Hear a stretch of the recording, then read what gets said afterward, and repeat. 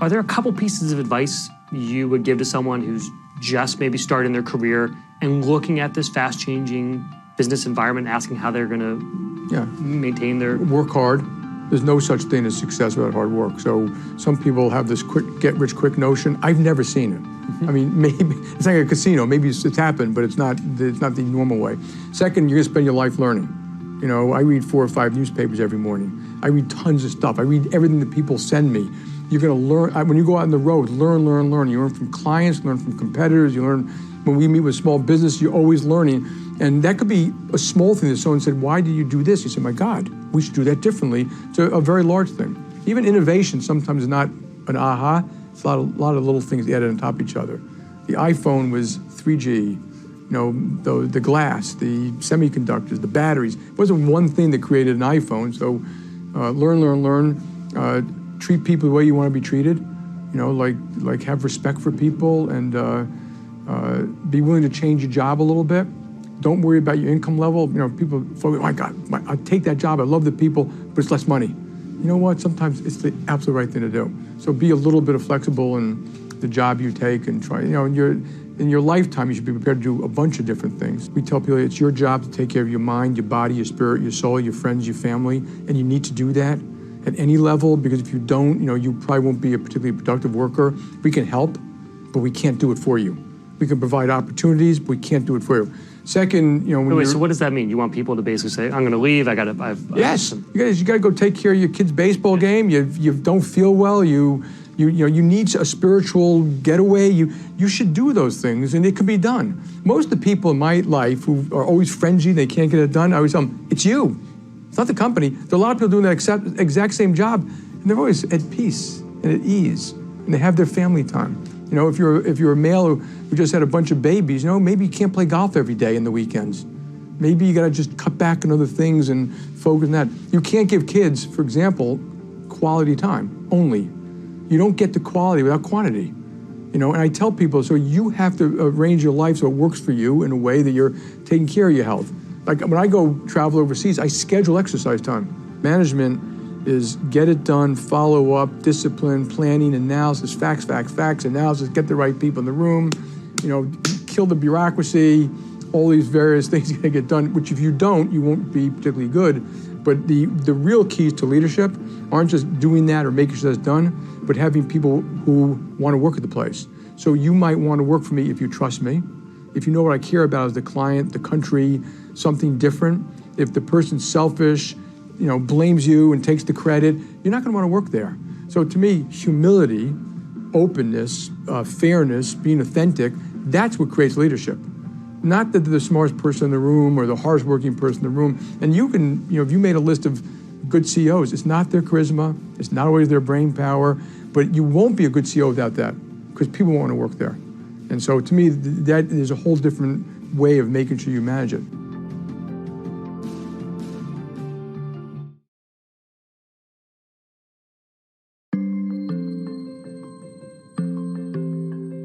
I'm sure you meet with people all the time that say, Indra, I want to be you. You know, I want to be sitting where you're sitting in 20 years. What kind of advice do you give people who have these major aspirations? I'm glad, and I will be even happier if more people came up to me and said, I want to be CEO, what does it take to get there? Because that means people have hopes and dreams, and they feel the system will allow them to get there. So that's a good thing.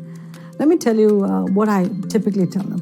Okay? First, don't start by saying, I want to be CEO. Because the minute you get obsessed about wanting to be the CEO, you forget what you have to do, because you're more focused on the next job and the next job as opposed to doing the current job very, very well. So advice number one, don't get fixated on your CEO aspiration. Focus on doing the current job you have so well that people say, nobody else can do that job as well as Dan's doing it. So I think it's critically important to focus on the current job. Second, whatever happens, have a hip pocket skill. People should look at you and say, you know, on this particular issue, the only person who can answer it or can contribute to it is Dan. Because if they know that you have a competence that nobody else has, you become more valuable.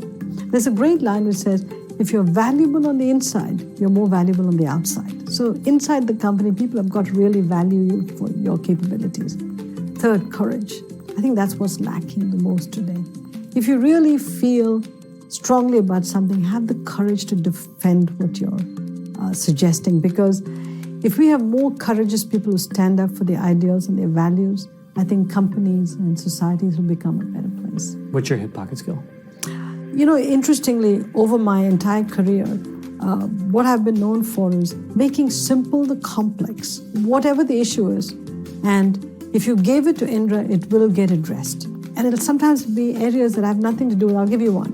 When we bought Quaker Oats, we had to go through the FTC process. It was a long FTC process, and Steve Reinemund, who was CEO, and myself, we had not been through an FTC process of that size and scope.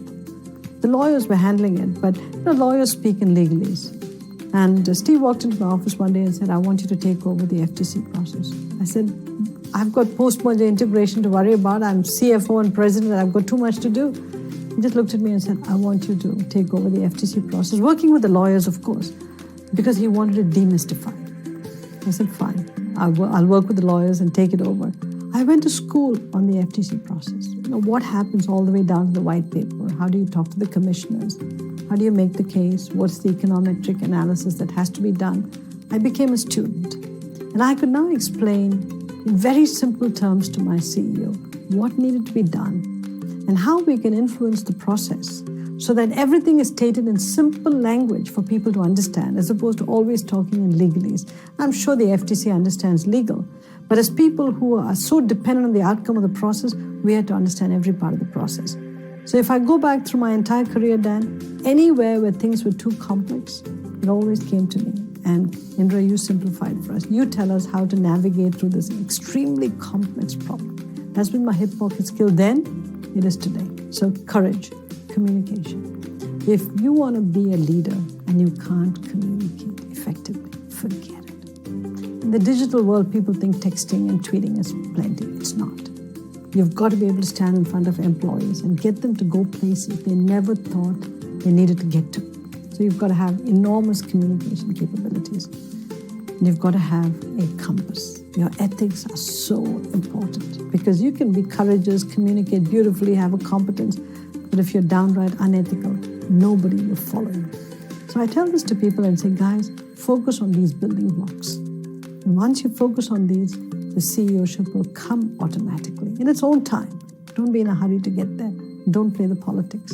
Be aware of the politics in the company. Don't play the politics in the company.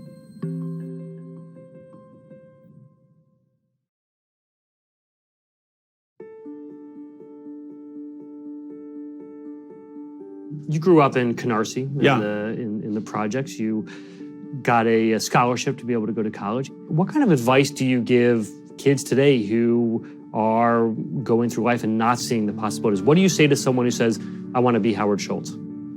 If you and I walk the streets of Canarsie and the projects today, it's almost impossible to go from there to here. Mm-hmm. But it happened.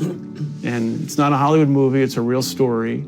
And I wasn't smarter than anyone else. I didn't go to a pedigree school. I don't have a business degree. So how did it happen? I think I've been very fortunate. I've been very lucky. But I believe I put myself in a position to succeed, and on a number of levels. One is my mother drilled into me that you are going to college. So there was no way I wasn't going to college in some way. And whether I was going to get that scholarship to Northern Michigan or go to a city school in New York, I was going to college. Second, she instilled in all of us this level of self-esteem that our station in life was not going to define us. That the promise of America and the American dream was and is real. And I believe that today. That's why I fight so hard for the things that I believe threaten it.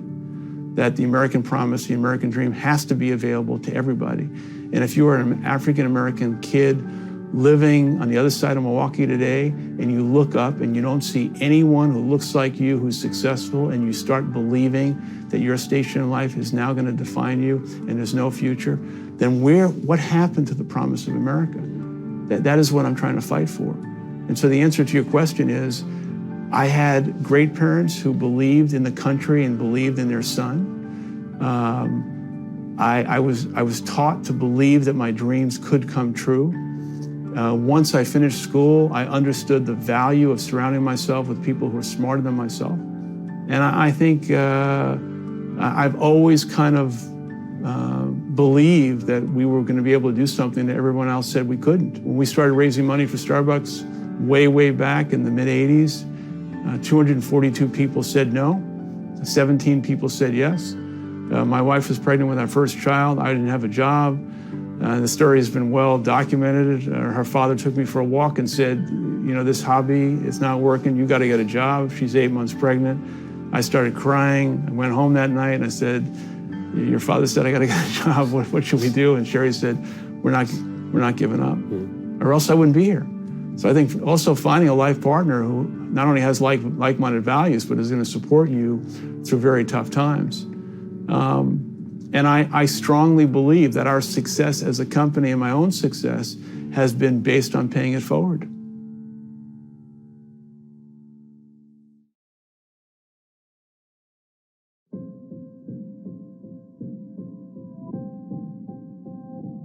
Would you talk to me about what, I'm sure you get this a lot, where there are people you give a speech somewhere, you're talking to the school, and someone comes up to you and says, I want to be like you. You know, I want to be the next Meg Whitman. How do I do it? What kind of advice do you give to someone who is earlier in their career about how to reach the top? Well, the first thing I say is go to the best school that you can get into. So for college or graduate school, if you have the opportunity and it fits your career plans, go to the best school you can go to. And sometimes you just have to figure out how to pay for it later. So I'd say that's super important. And then second is, what discipline do you actually love? What do you love? When you think back over your last, number of years in college or high school, what did you love doing? And I would say go do what you really enjoy, as opposed to sort of trying to hold your nose and make yourself do something that you don't really like. So, for me, it was, I was an economics major, but I loved marketing and communications, so I went to P&G, which was sort of the academy company to learn those skills. If you're an entrepreneur, today you can start your company in ways that you couldn't when I came out of college. So you got to follow your passion. That's first and foremost. And then you have to work with people that you really like and really respect. And then the last thing I'd say is at the sniff of wrongdoing or the sniff of, boy, that company's kind of operating in the gray, I think you got to get out of there. Interesting. Why you think it tars you? I think it tars you. I think you don't want to be associated with someone who's not on the right side of right. The only thing you actually really have at the end of the day is your reputation. And if you lose your reputation, it's almost impossible to get it back.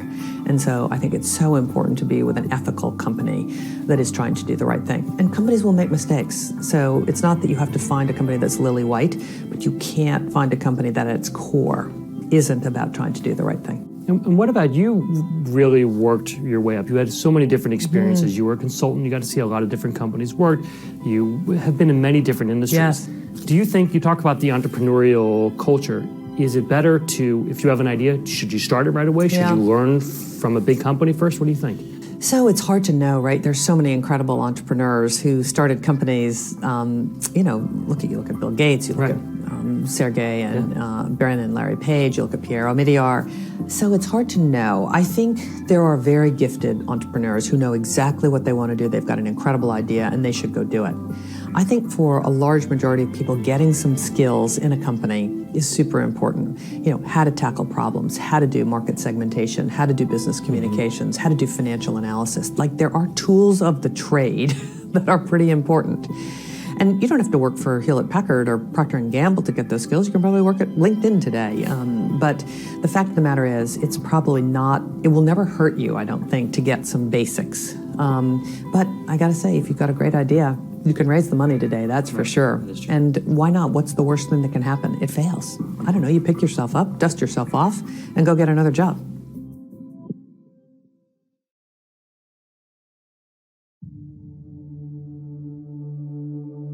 People who look at your career and they say, I want to be Mark. This is the dream. Create these companies, sell, transform huge enterprises. What kind of advice do you give someone who's, let's say, just getting out of college? You got to be willing to take some risk and be tenacious and go all in. I would say that's probably the best advice. There's no such thing as like going half in, or I'm going to kind of work on this and see what happens. I mean, you have to just go all in. And, the first company that I that I did before Diapers.com was a startup, and I had made a decent amount of money in banking, and I had one investor say, "Hey, I see on the cap table here, Mark, you invested $390,000. Why didn't you just put $400,000 in?" I said, "Because I only have $390,000."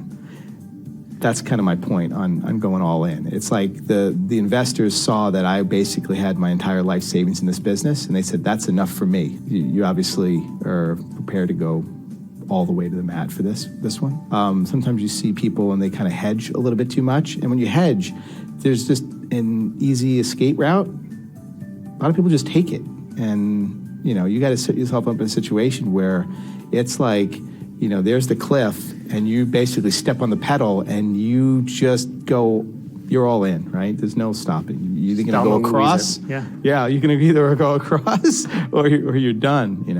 And so you have to be prepared to do that. I would also say, in terms of getting started, I've come across a lot of people, and they're always like I have this great idea, and I'm not sure how, and they say, what should I do? And I always give everyone the same advice. I say, do you have a vision for what you want this to be? And they always have it, and they have the passion for it. I said, you just have to get started. Just have to get started. Literally, what's the biggest impact you could make tomorrow on helping you get one step closer to that vision?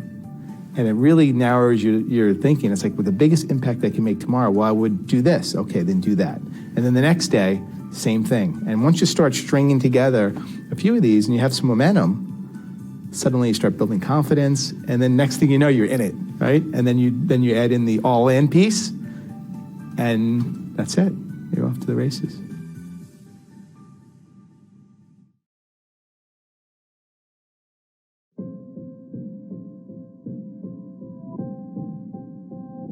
What kind of advice do you give to someone who's 21, 22, and thinking about just starting their career? The main things that come to mind would be always follow your passion.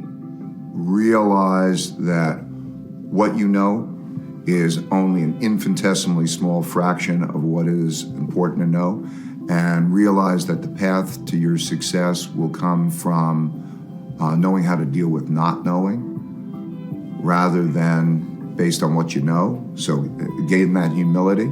Enjoy the mistakes. I was saying that pain plus reflection equals progress. If you start to view pain as a cue that something went wrong and that's a puzzle, once you calm yourself down, not when you're in the moment of pain, if you could, as a discipline, reflect on that pain, what caused that pain, what could I do differently, how would I handle it the next time, so that you can kind of write that down and save that, that would be good. I would also say that everything happens over and over again. So if you start to look at everything as, everything's another one of those, and you start to think about what one of those is it, and how's the best way to deal with those, so you start to develop your own principles. I mean, principles are just that, encountering the same thing over and over again and saying, here's the best way to do it, and becoming it more thoughtful. I think that's important. I would say, again, it's this meaningful work and meaningful relationships. By and large, you'll have a bunch of decisions that you're going to make, and what happens to you will by and large be on the basis of how good you make those decisions. So what you get will be pretty much what you deserve. Don't worry about the success. Don't worry about how good you look. Don't worry about how good you look. Don't worry about the success. For God's sake, do not try to seek people's approvals. Be free. Don't let your fears stand in your way. So many have all these fears of how they're perceived, or fears of failure. Failure is part of the journey. So, to go out there, experience, have the failures, learn from the failures because you're very open-minded, and pursue your passions. I think that life is three main ingredients. If you have a dream, whatever that dream is, and you are very realistic, you don't treat reality as something like, I wish it was different, but you say, isn't it interesting how reality works, and you embrace reality and you know how to deal with reality, and then you're determined, you will learn how to get to your dream. And I think that's the path for success.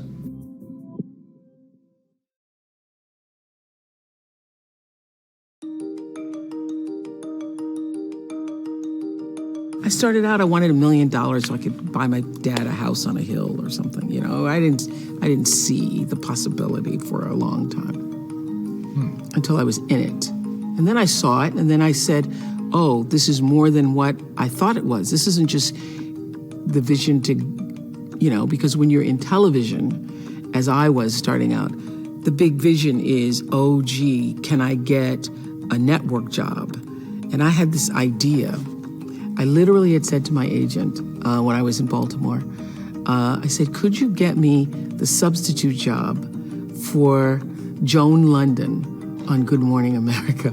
I would just like to, when Joan London doesn't want to be there or when she's on vacation, could I just have that job? Fill in. Yeah, fill in. And he said, this was 1982. He said, you're not going to get that job because they already have a black person. I go, they don't have a black person. He said, Brian Gumbel already has that job. Well, ABC doesn't have a person. He goes, you're not going to get that job. Not even as a substitute. No, not even a substitute. So I let that agent go. But that was my thing. Oh, gee, if I could just get to the network, if you can get to a larger market, if you could get to, and the top three were, you know, New York, LA, Chicago. I knew it wasn't going to work. I wasn't going to be accepted in LA in 1982 because I wasn't the right minority. And that's why Chicago? And I literally chose Chicago because of that. And then I thought, well, Chicago. And then I was on someone else's tape, and I got a call from Chicago. I go, oh, that's a sign. But when you envisioned yourself being a backup, what was the greater goal? That was a step in the right direction. Okay, so you had something in mind. So my goal is that I would be the backup for Joan London, and they would see how good I was. And then they want me to back up more. And then when Joan left for vacation or Joan, you know, decided that she no longer wanted to do it, they'd say, what about that girl that stood in for Joan? Yeah, that was my goal. And then you'd be on air, Yeah. you'd be a personality, but again, to what end? Yes, because I didn't have a vision beyond being successful on network television. It wasn't until I was literally on television, had my own show, made the decision that I was going to own the show, meaning I would take the risk if it worked or it didn't work, that I thought about what does this really mean? And actually, I guess the vision was inspired by, I used to speak in high schools all the time. And I remember speaking at a school and a kid said to me, you're that lady, oh, you're the one that plays on TV. And I say, no, I don't play on TV. It's actually my work. I use TV as my work. And when I, you know, journal every night and was thinking about that, yeah, a lot of people think, and for a long time, I thought it was just a job where you're going to play on TV, you're going to act on TV, you're going to have this job. But it was around probably 2 or 2.5 years into it, around 88, 89, that I started to see, oh, this is bigger than... It's a platform. Yeah, television, that it's actually a platform. And speaking to the KKK and skinheads one day, when they were, you know, obviously, I thought I'm going to change the way they feel about black people and at least get to what stems from how that vitriol came about. And I realized they were using me, that they understood it was a platform more than I understood. In real time, you realized that while you were taping the show? While I was taping the show, I saw them signaling each other. And something inside myself said, oh, they're using this, and they're using me. Oh, they get what this is.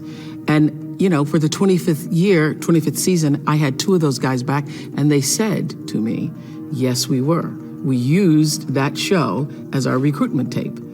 We used going on your show as a recruitment tape. But I said after that conversation with the skinheads, I went to my producers and said, I will never do this again. And if I have to do this kind of show, then I will get out of television. Sensationalistic television? Not just sensationalistic, because it wasn't sensational. It was, I was interviewing them about their beliefs. So when you said, I won't do that again, what was it? What was the it? The it was, I understand that this is a platform. It's an energetic, vibrational force. You're not going to amplify negative energy like that I'm not gonna without a specific reason. Yeah, I'm not going to do it. I'm not going to do it in any That form. explains why in so many shows where you would have a controversial subject or it wasn't always clear what the goodness was, you would actually frame it very explicitly. Yeah. And you would say, This is why I'm doing it.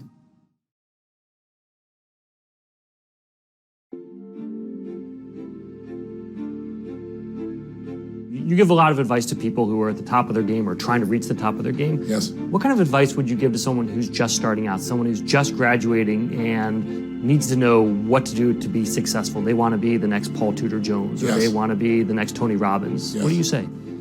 Well, I think the most important thing is what do you really want to, not who you want to be. You don't want to be Tony Robbins, you want to be Paul. I love Paul. You don't want to be Paul. He's a great role model, to say the least. I love the man because he's one of the greatest contributors I know. What he's done with Robin Hood and what he does with his life personally is extraordinary. But role models should be examples for you, but you got to decide, what do you want to give? What are you here to deliver? I think you got to fall in love with whose lives do you want to touch and through what vehicle. You can't fall in love with your product or your service today. It's going to change. You got to fall in love with the client. And so you got to decide, who do I want to serve? And you got to know more about their needs, their wants, their fears, their desires than they do. And you got to anticipate how to meet those. And you got to remember that technology is going to change it, competition is going to change it, the government's going to change the rules. It's three-dimensional chess. And unless you are constantly striving to be ahead of that path and find a way to add more value, you're going to get eaten up. I mean, what is it? You know, you got 4 out of 100 businesses that make it after 10 years, and 96% fail. So if you're gonna have an advantage, you need to say, what is it I want to do? Now, I would say that you also have to say, like a lot of people say, find your passion. I say you got to find your passion, you got to find your competency, and you got to find the market, right? A lot of people have passion but no competency. And so they'll be struggling a good portion of their life. You got to make sure you match those two. But you also find a market. Where can I serve a group of people? What's a problem I can solve? And that's perhaps scalable in size if you want to do something on scale. Or you got to say, I want to be a great artist, and here's what's going to fulfill me, and here's how I'm going to keep growing. But the common denominator I learned from my original mentor is a man named Jim Rohn. He was a personal development speaker. I remember I first met him, and I had forefathers. We were totally broke. One of the reasons this year I'm feeding 100 million people, I've fed 56 million so far myself, and I've got matching funds, so we're up to 82 million people, is I've been feeding people my whole life, 42 million people over the course of my life. But when I was 11, somebody fed my family. We had no food at Thanksgiving, which we wouldn't have starved, but we were gonna have a Thanksgiving treat, and somebody came and took care of us. I tell you that because my fathers were hardworking people, all 4 of them. They were always broke, they're always struggling. So I met Jim Rohn, I'm like, how is this possible? You know, I can see people that work a third the time my father, and they're wealthy. And my father works his guts out, and we don't have money for food. I mean, how's that possible? Part of it is how that money was spent, you know, abuse and alcohol and things of that nature. But what Jim Rohn taught me was that it's really, in the world, we all have intrinsic value. But in the financial world, it's about how can you become more valuable to people than anybody else? And I think today, you have to anticipate that this is a knowledge workplace now. It is not brawn. It is the capacity to know and to utilize information. It's wisdom to be able to act and produce results faster than anybody else. And if it was me starting my career, I'd be saying, where's the market where the greatest opportunity is that's going to fulfill me and give me a chance to make a difference? And then what skills and tools do I get now, but how do I keep upping my game constantly? Because Rohn taught me, he said, work harder on yourself than you ever do on your job or your business. Because if you can become more valuable, sizably so, you will produce an amazing result. You see people work at McDonald's and work their guts out time-wise. They work hard, but what they're doing, you can teach someone to do with the devices we have these days in about 30 minutes, right, or less. If you see a David Tepper who, you know, gets paid $4 billion or something of that nature, you go, it's so incredibly unfair. Yes and no.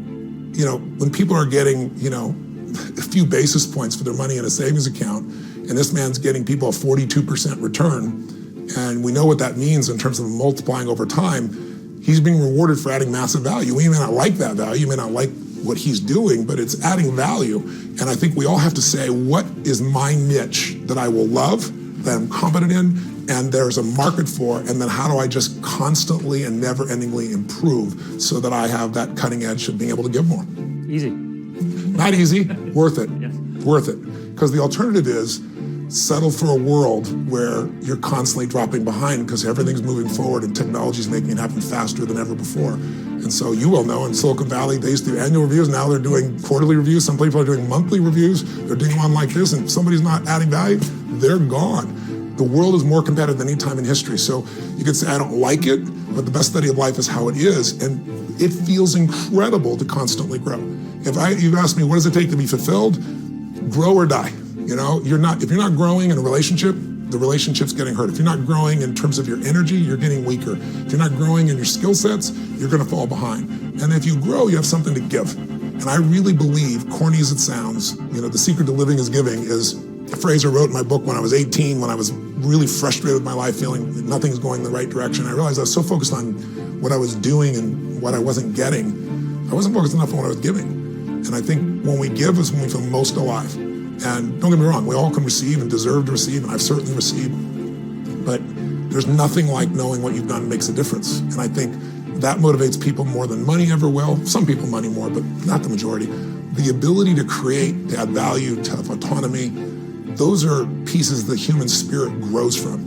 And companies like LinkedIn, and I'm not just blowing smoke your way, because Reid Hoffman's a friend of mine, as you well know. I mean, you guys create a culture like that, and it's one of the reasons you've exploded the way you have and expanded what you're doing.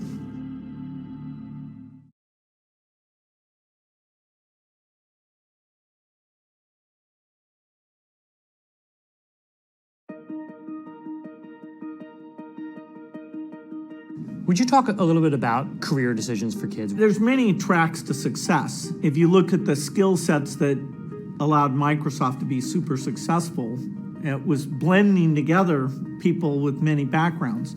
Engineering was the core thing. Without that, the rest of it sort of didn't make sense. And I'm an engineer. I loved writing software. I got a chance starting at age 13 to spend most of my time thinking about, okay, what's good software? What can it do? That kind of thing. And so if you can find something you're passionate about, like I was lucky enough to, that was essentially a hobby that turned into a career, it's greatly simplifying. You see that people who are good at design, thinking about policy, they'll often, find a career. I've got a daughter in college and she's still trying to decide. And, there's a lot of angst. Should I go be a doctor, social worker? So many choices. That's great, but it is hard to pick. I do think basic knowledge of the sciences, math skills, economics, a lot of careers in the future will be very demanding on those things. Not necessarily that you'll be writing code, but you need to understand what can the engineers do, what can they not do? How are they likely to revolutionize the field that you're in? Even if you're thinking about sales or marketing, the rules of the game will be changed by the digital revolution. And that's only one revolution. The genetic revolution is coming along, and so the more people can kind of get a sense of that. We're hoping there's an energy revolution that kind of will surprise people in terms of what that provides. So having these frameworks to look at change and understand the impact of this rate of invention that's faster than ever before, people who can adjust to that, help the organization figure out how they take advantage of change, that will be there in all the different job areas. So do what you love, be ready for change, understand how change works. Right, and to the degree you like science, engineering, and economics, pick as much of that as you have an appetite for, because those are the agents of change for all institutions.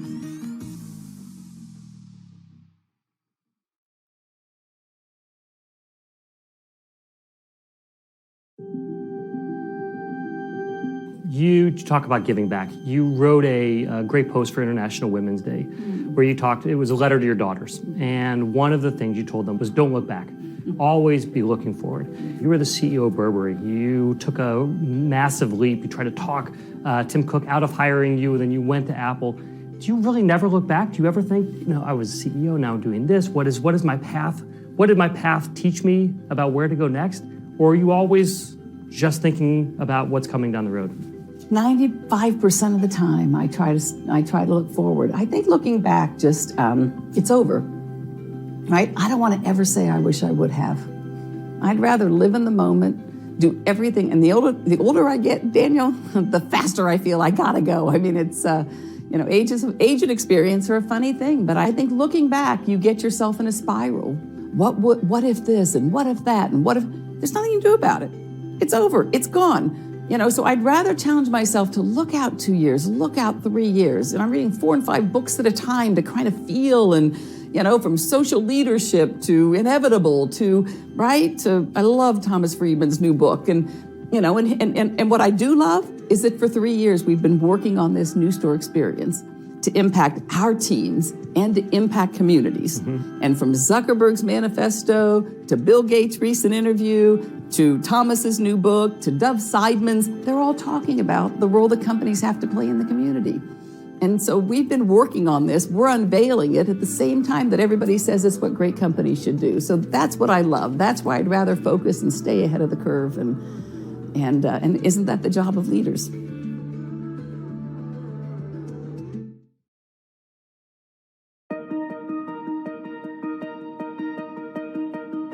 I think just to spend your life doing what you really enjoy, rather than just what you think is going to make you the most money. I think, you know, life goes quite quickly. Make sure you're doing what satisfies you and what gives you pleasure.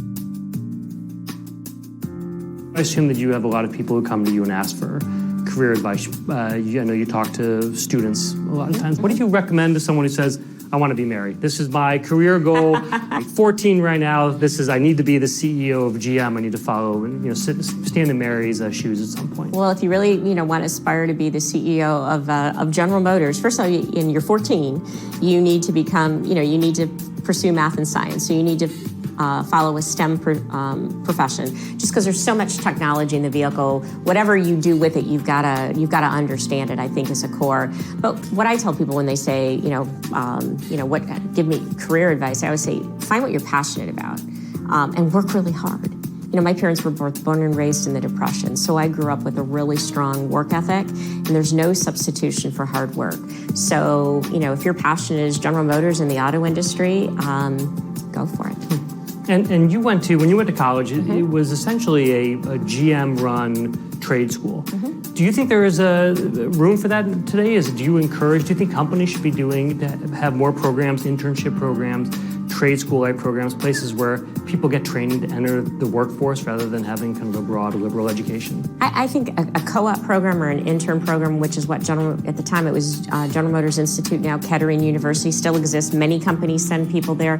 But one of the benefits of co-oping is, you know, you go through, at Kettering it happens to be, you go through 3 months of school and then you're 3 months on the job. So you really get to see what it's really going to be like much more quickly, as opposed to, you know, getting a degree in 4 years and then saying, oh, wait, this isn't exactly what I thought. So I think it's huge. I mean, again, whether it's students coming from Kettering University or any number of schools, we do broad internship programs and co-op programs with a number of universities. And we find it's a good match because they come and they understand the work and they say, yeah, that's what I want to do. And, you know, at 22, they're graduating from college and they're well on their way. So I think the opportunity to intern or co-op is a great opportunity.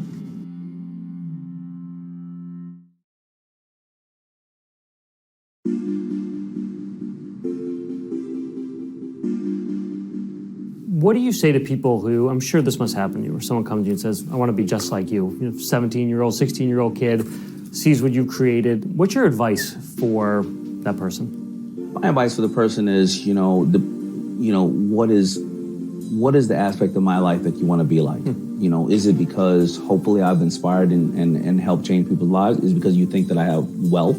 You think that I wake up in the morning and in a tuxedo and fire people all day, get me coffee, this and that? Because if that's, you know, it all depends on what they want to do.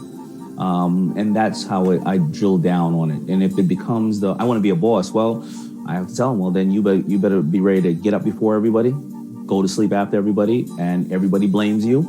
You will or maybe be able to change people's lives, but the buck stops at you, and it's a lot of responsibility. If somebody would have told me what I went through in my life to get to this stage, and they would have laid it out, it would be so daunting and so scary. And I'd probably say, I'd just rather be a waiter at Red Lobster where I don't take my work home with me.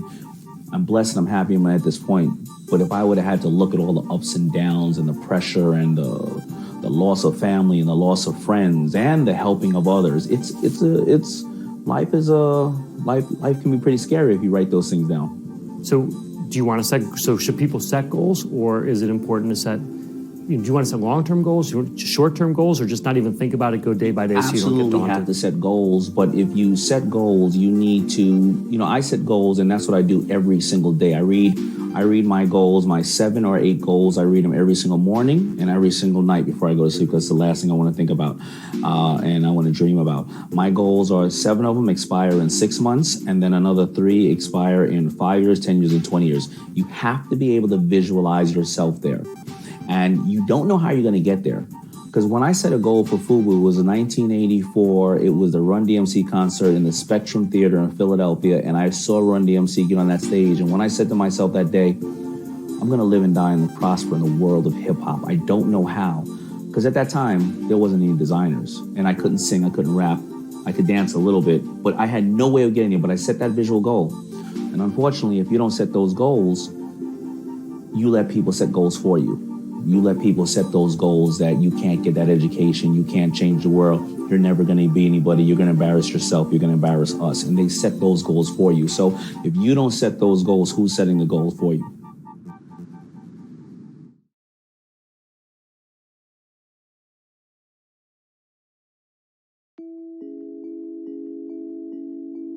The way that you came up, you joined GE right out of college. You became the CEO when you were 45. You climbed the ladder. That doesn't exist as much anymore, if at all anymore. What do you tell people when they're just starting out? Over-deliver. Always never do what your boss asks to do. Do that. That's minimum requirement. Make your boss smarter every day. Whether you're going to stay in that company or go to another company. Keep learning and keep making your environment smarter. Keep learning.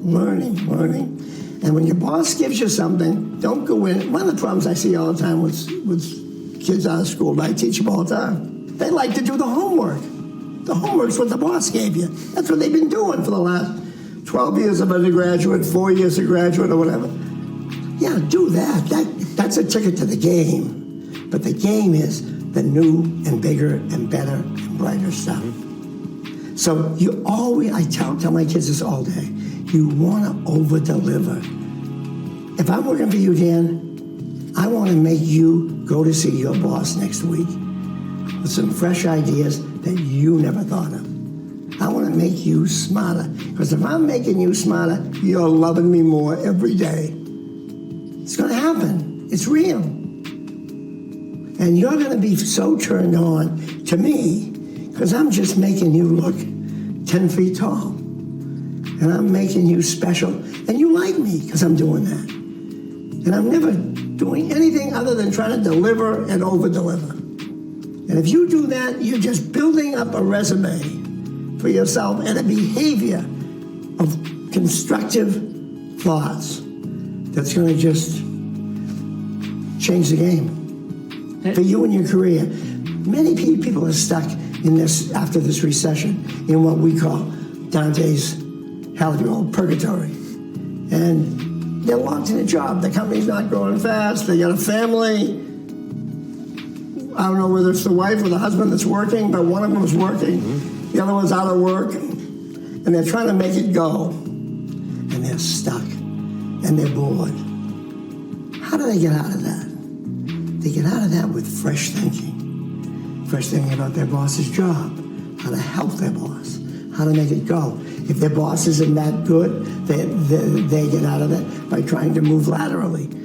Don't have to have a promotion to get into a place where they can start to express themselves. Bring fresh ideas, new thinking. And so much of current thinking is this almost a Silicon Valley approach to how you grow your career, how you grow a business, which is you should always be prepared to quit and start something new. Always be thinking about starting your own thing. What's your take on the idea of everyone's an entrepreneur? That's what we used to say in GE. Love being here, but be ready to go. If we're not providing you, I used to give this speech constantly while I knew people. We want you to love being here, but if we're not delivering, you got to be ready to go. Be a resume builder, be ready to go. Because we have an obligation, and if we lose a lot of good people in a certain area, we'll know the boss is a jerk, and we'll get that boss out of there. So the best way to get your boss fired is for 4 of you to leave. We want it to be, you love being here, but you're ready to go. And we have an obligation as leaders to make the place someplace you don't want to leave. You love it here.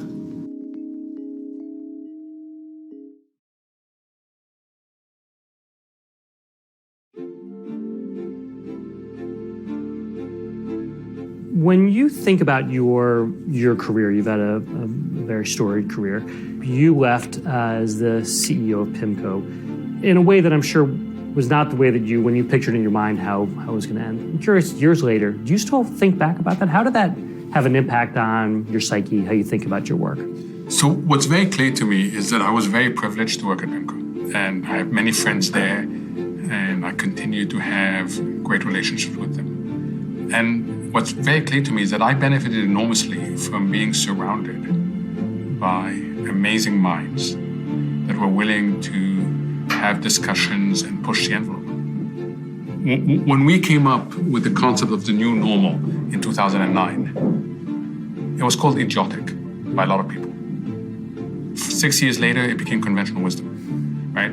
And the reason why this concept emerged out of PIMCO is not just because people are very bright, but because people are willing to challenge conventional wisdom. So I look back as a wonderful period. I spent 14 years there in total, where I was very privileged and lucky to work in such a stimulating place.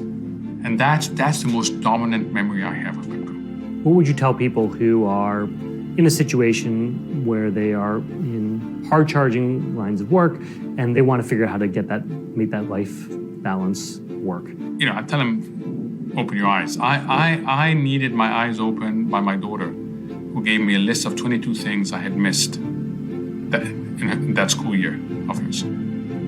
That was my wake-up call. And she had documented every single one. And I found myself first trying to justify. And I had a really good explanation for each.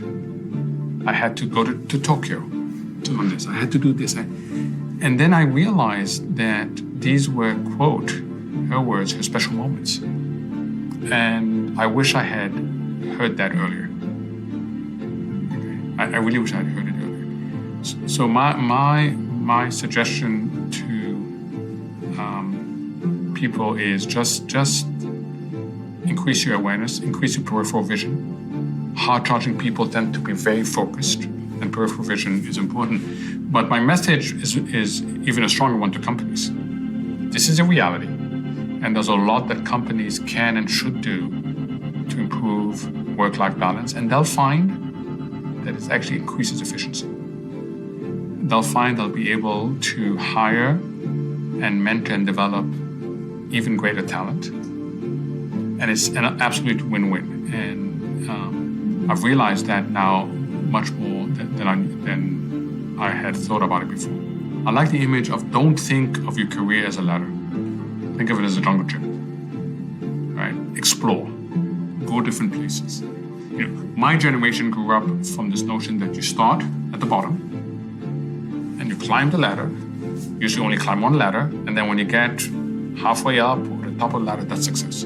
That's not how to think about a career in this exciting life. Think of it as a jungle gym. Explore, go lateral sometimes, go somewhere different. Yeah, you're gonna fall off, but it's a lot of fun being on a jungle gym. I look at people who became very successful because they failed. So the first thing I say to them is don't get stuck in the old mentality of the ladder. Think of it as a jungle gym. Second is always learn. And third, the most important lesson I learned it from my father, and then it got reinforced quickly at my first university interview, is what you think and why is as important as how you think.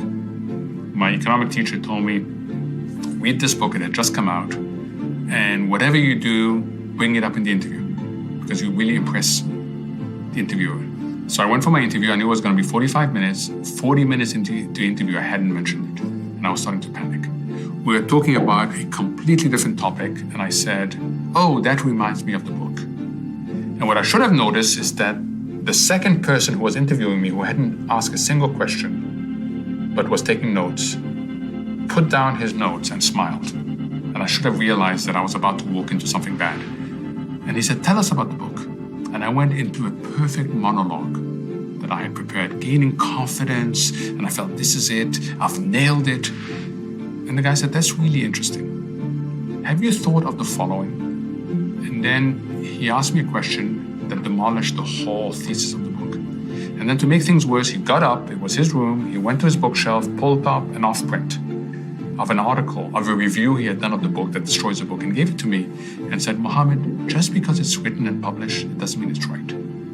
And that for me was huge. So don't, just because you're comfortable going to a certain point of view, don't assume it's right. Open your mind to other points of view and then reach your own judgment.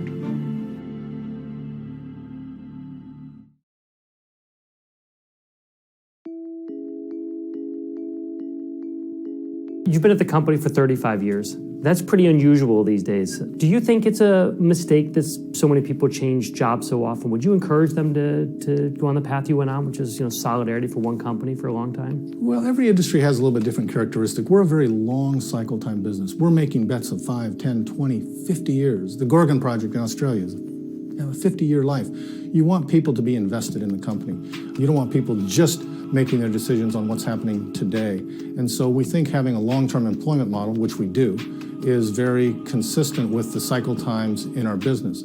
I think it's a missed opportunity for some companies to not try to retain their workforce and keep them stimulated over time. If you have to leave a company in order to get a new challenge, I think that's really a sad statement. It can happen. But in my company, I never thought I'd stay with Chevron 35 years. But every time I thought, well, gee, I wish I could do something else, I was moved on to some other type of activity. And so I've been kept challenged because we're a big, diverse company over many years.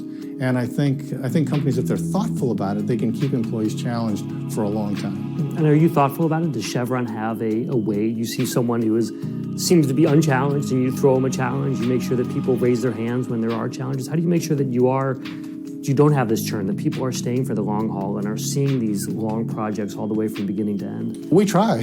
We have very high retention rates. We have, for example, a lot of people when they first join a company, they worry about getting lost a little bit in a big company. So many of our new employees, new engineers come in through what we call our Horizons program, where they're guaranteed several assignments in their first few years. They're guaranteed some training. They're guaranteed mentorship from those that have been around a little bit longer, and they like that. I have found that while Chevron is a big company, everybody tends to know everybody after a period of time because people move around, you see different opportunities, and pretty soon you know somebody in a work group, you know somebody if you want an answer to a question in a different area. And what happens is you build your, not just your human capital in terms of what you know about the business, but you also build relationships over time, and that enables you to be effective if you can work with people and bring the technology and other skills that you have to the job.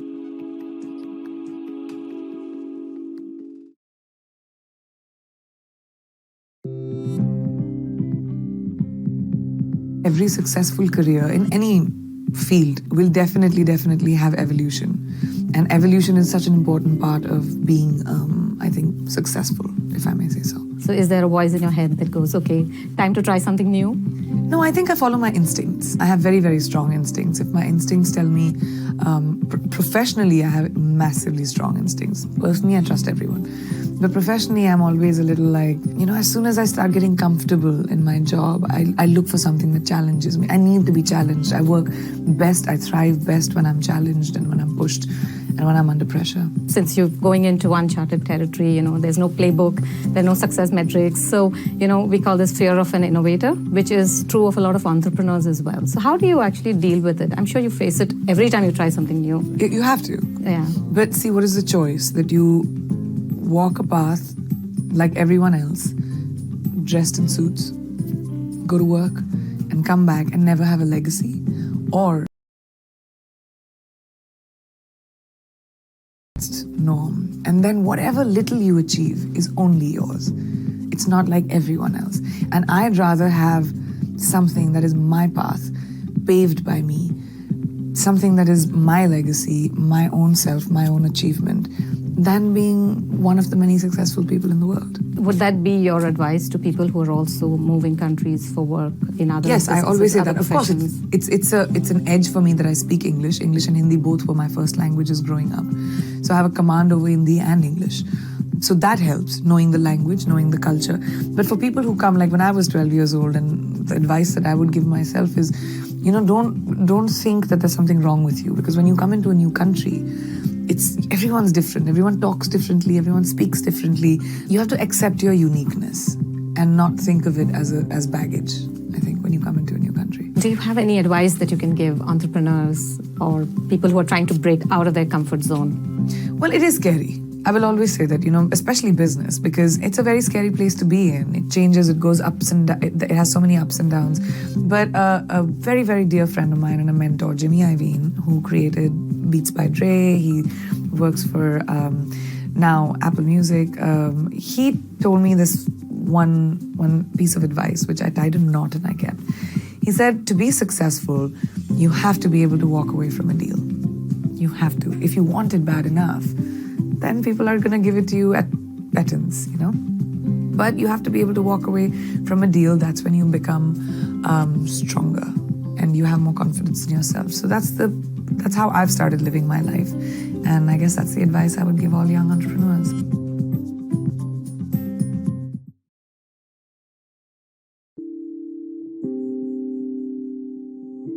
Your career path is really, you're so adept at talking about both the business and the creative side. And I think that for a lot of people who are figuring out what their careers are going to be, they're told to pick one.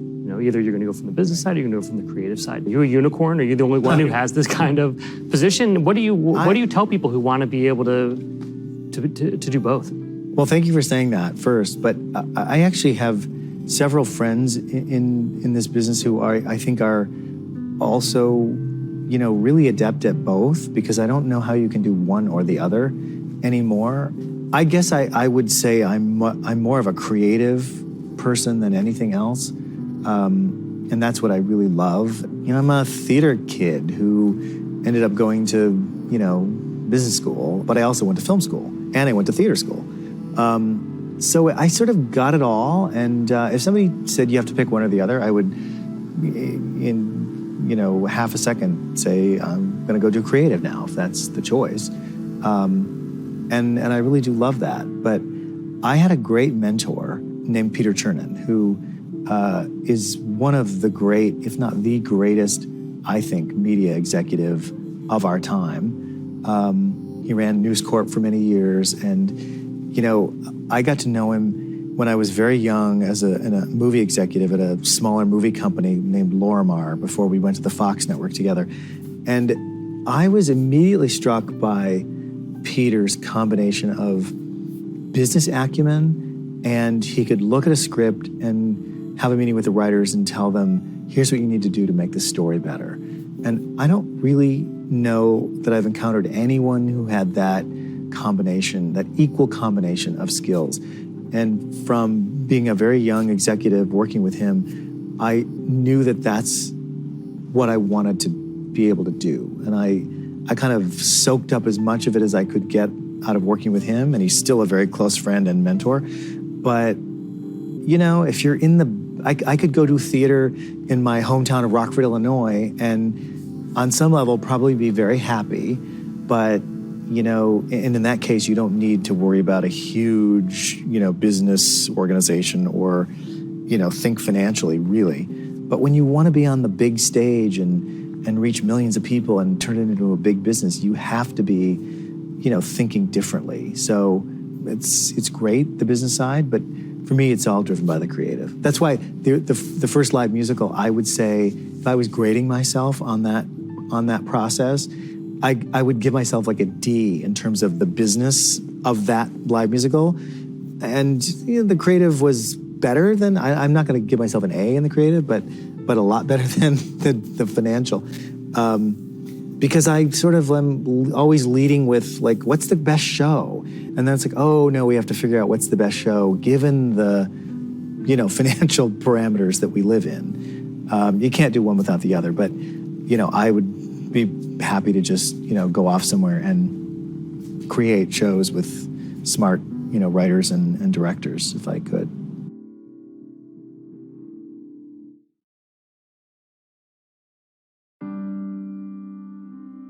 When you think back to the many doors that you've forced open or that have been opened for you, is there one in particular that you think this is the one I that started always it? say when I talk to young women, some women know, I want to be a doctor, I studied to be a doctor always, or I want to be a violinist or an actress. Some people have a vocation and they know that from early on. But most people don't have a vocation. They're not quite sure what they want to do. And in my case, I didn't know. I didn't know what I wanted to do, but I knew the kind of woman I wanted to be. I wanted to be independent.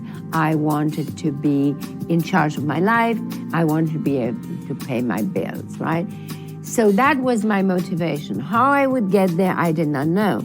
So that's when I say there are all these doors, and I pushed one door, and it was this Italian manufacturer who had a factory, and he had a printing factory, and it certainly was not the most glamorous doors I could push, but I did that, and now I owe everything I know, everything I've done, I owe it to this man and what I learned there.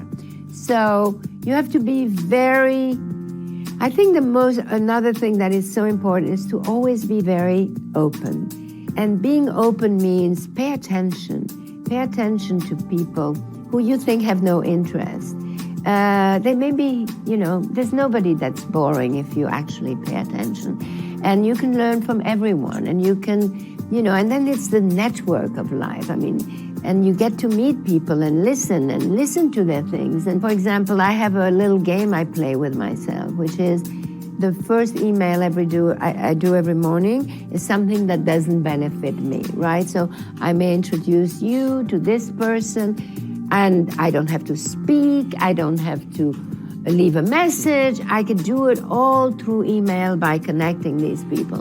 And I could change one person's life with so little effort. But that's the beauty of generosity doesn't have to be always about giving money. It's just paying attention to others and trying to solve people's problems, introduce people. Introduction is so important. You must have people coming to you all the time saying, I want to be like you, I want my career. The people who are career motivated saying, how do I grow up to be you? What kind of advice do you give to young people? First of all, I have great intuition, and I understood, I made this little dress that, I understand women, and I'm very good at intuition, and I'm very good at coming up with solution and what people want, because I want it all and all the time. And so, if you want it all the time, you have to be super organized and super practical. But I'm not a good manager, for sure, and I never did a business plan, which I should have done. There's a lot of things that I should have done that I did not do. But you were so successful without doing it. Why should you have done it? Well, because I would have been more successful. I wouldn't have had all the ups and downs or whatever. But I have the characteristics of a founder. Founders are not inventors. They're not always they're not managers, Would you tell someone then, go to business school? Is that advice you would give? Yes, I would say try to have a business plan. I could say it that way, which is a very dry and a very, business-like way. Or I could say it like my Tai Chi teacher tells me, which is, if you focus on your power, you either get hurt or you fail. If you focus on your energy, you stagnate. But if you spend a lot of time on your intention and think about it and give time to your intention, you will have the energy and the power.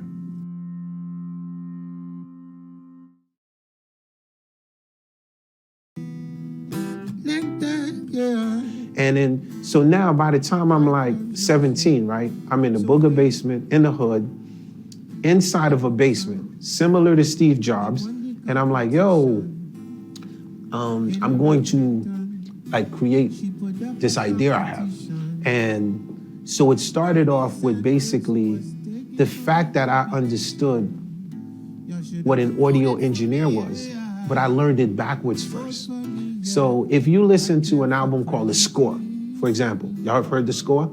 So The Score, 1 time, 2 time, in The Score, you hear a Fender Rhodes. I couldn't afford a Fender Rhodes, but I understood that if I could take a sine wave and basically create a frequency and tune it at 443, right, 440 is standard, I can trick the human psyche into vibration because that's what we are. And that produced the album, which was called The Score. So by the time I was like 19, 20, and I did The Score, I delivered it to Sony. They was like, well, which big studio did you record this at, and who recorded it with you, and what soundboard did you use? Dude didn't believe me. Donnie Einer came to the basement. After that, they called me Frankenstein, because literally you're going down his basement and you're seeing like all these antennas. You're like, what the heck is going on? So that's what I inspire every kid. And that's how I inspire my daughter. Whatever is in your head, you can just bring it out. Don't let nobody dictate, because the only way you're gonna invent is, you know, you understand the math, you understand the science, but you have to push it. Like I'm depending on you to take me past the moon.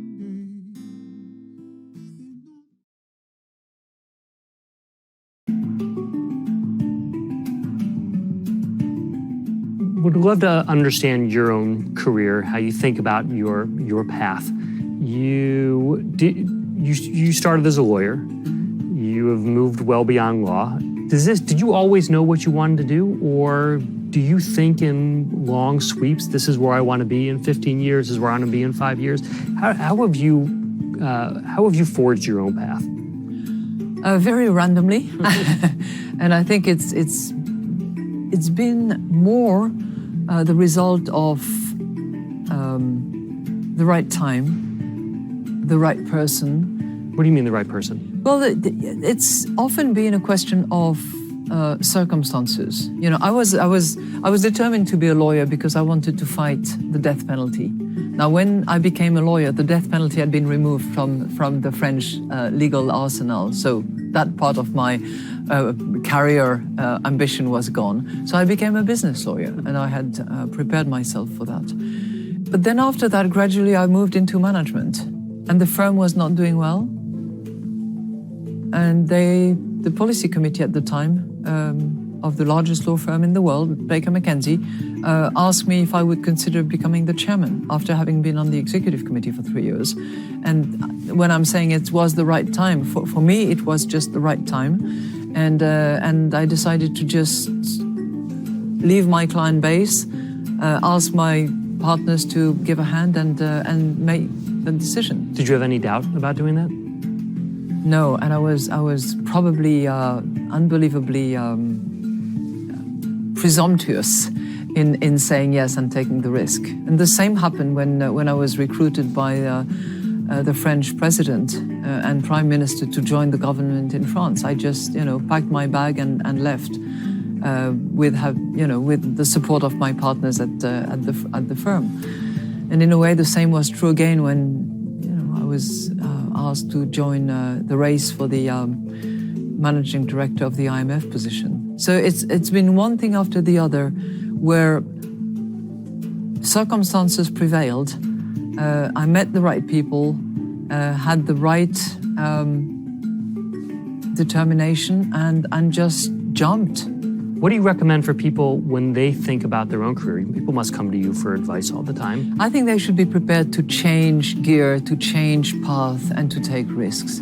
I think professional life is also about that. I'm sure that many of them sort of scheme and determine and plan. I think you have to leave a little bit of space in your life to random, to the opportunity, to the impulse. That's been my life, but maybe it doesn't work for others.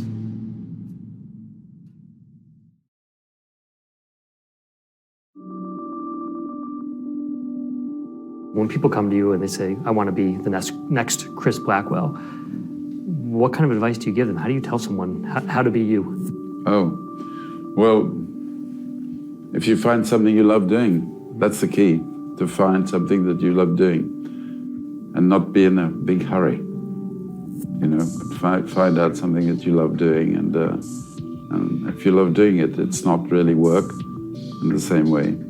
If you are not happy in your work and everything, it's a very different life than if you are. You know, if you're really happy in your work, there isn't really anything else you want to do, so you want to jump out of bed and get started on what you're doing. So should people just keep quitting until they find that one thing that makes them jump out of bed? Well, I don't know about quitting. I think one should sort of constantly be growing, you know, constantly. You don't have to do everything in a rush, constantly, you know. You might die tomorrow, but you might live to be 90. So, you know, the thing is to live your life like you might live to be 90.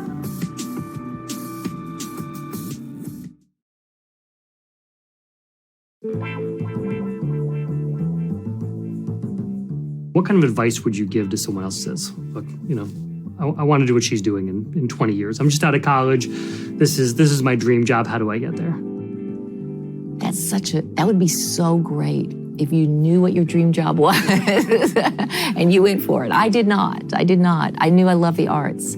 I had majored in government in college and thought I wanted to help the world, and I wanted to, I mean, I still feel that way. You know, I really wanted to make changes in the world. And I did then work in politics and government, and I thought, this is going to be a very long, slow, tedious process of making change. I admire politicians who can hang in there and get things done. So I turned to the arts as a place where I felt maybe even more substantial changes are made in our society, that you have more empathy for people who are different from you.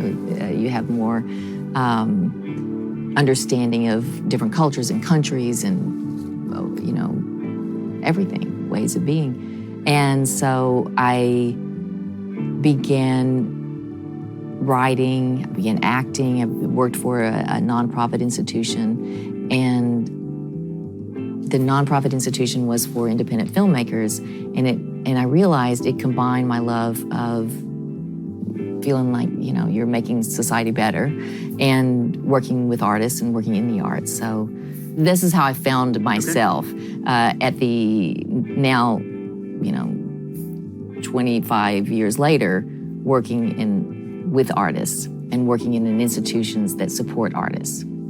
The first job I had was a part-time job, and it became a 20-year job. You know, it was a part-time job with an arts institution. They were about to go bankrupt. They fired everybody, including me. Then they hired me back just to help them along for just a few months. And that turned into, you know, like I said, a 20-year job that I was very, very proud of, and worked with independent filmmakers. That job is what was, is how the Academy found me, because I had worked at a similar institution. So you're not someone who sets these goals. I'm going to be 5 years, I'm going to be here, 10 years, I'm going to be here, until I achieve that. I think I've just pursued things I've loved. And I have pursued things I've loved, and I've had a thought that, you know, if I'm doing what I think is important, I have to have a sense of purpose. And I have to feel like I'm doing something that's contributing. And that's motivating for me. That's just what, I just know that motivates me. Other things don't motivate me. That does. And so if I have that sense of purpose where I'm working, then I will probably continue working there, you know, as long as it's challenging and I can feel like I'm contributing. And you know, things came to me in sometimes as part-time jobs and turned into full-time jobs. Sometimes as, you know, minor passions turned into full passions. So I guess my advice would be to put your heart into even, you know, what seems like a side job or a temporary gig, and it could turn into something you really love and you really like, and you really find, oh, this is what I was meant to do.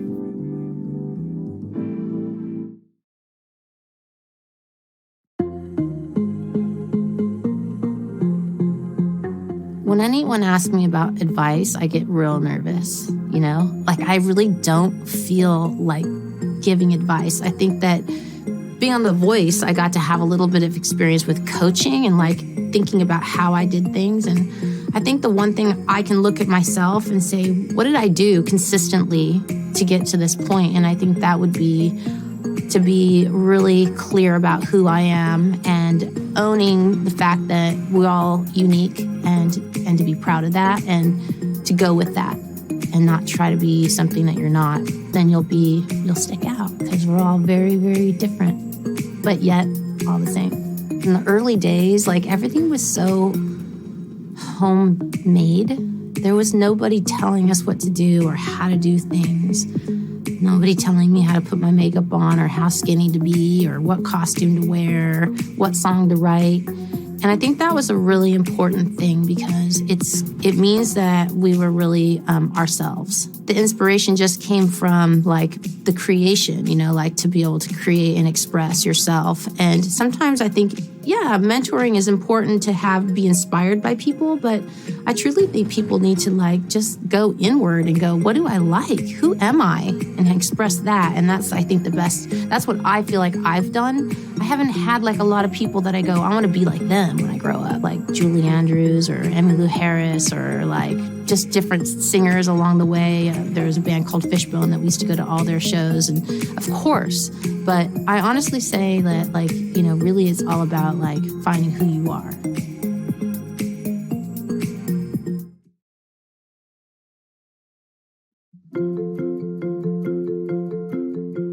What do you tell people when they meet with you and they say, look, I want to be you, you know, I need to be the next Judd Apatow. What do you say? I wrote a book, Sick in the Head, which is just interviews with comedians, old ones and new ones, but it's tons of advice in there. And I gave all the money away to this charity, 826, which provides free literacy programs and free tutoring. Generally, I tell people, don't be a d***.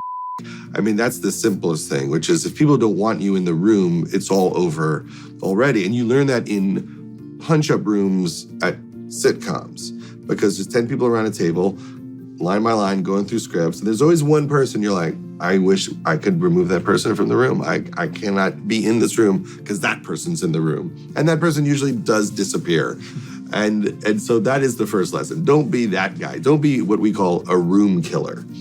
And I do think you should overproduce, and you want to be the person that it's fun to be with. And in comedy, we talk a lot about people who criticize but don't pitch fixes.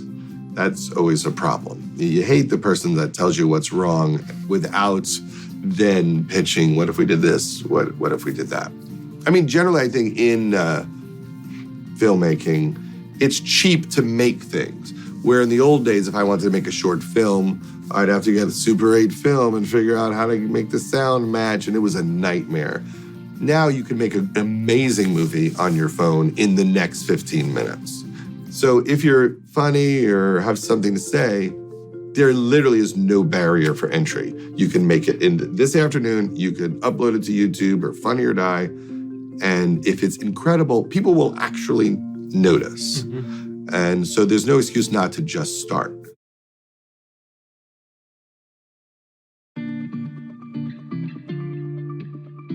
How do you know when to take outside ideas, what to adopt and what to push back on? You know, we're very collaborative at Goop. I love to hear everybody's ideas. You know, we are fundamentally an ideas company. So I try to surround myself with incredibly creative men and women, mostly women, but who inspire me and galvanize the process. And I think internally we get to a place that's good, that I always feel good about. I really operate heavily on instinct, but I also like to ask advice. You know, there are people in the world who are way, way, way smarter than I am that have been doing their jobs for way longer, and I have access to a lot of those people, so I ask a lot of questions. Have you gotten to a point where someone has said, Goop should do X, and you think, well, that's not what I would want to do? People do that all the time and have historically done that all the time, especially before we crystallize really what it is we're doing. And, you know, when it was just this kind of powerful newsletter that was having,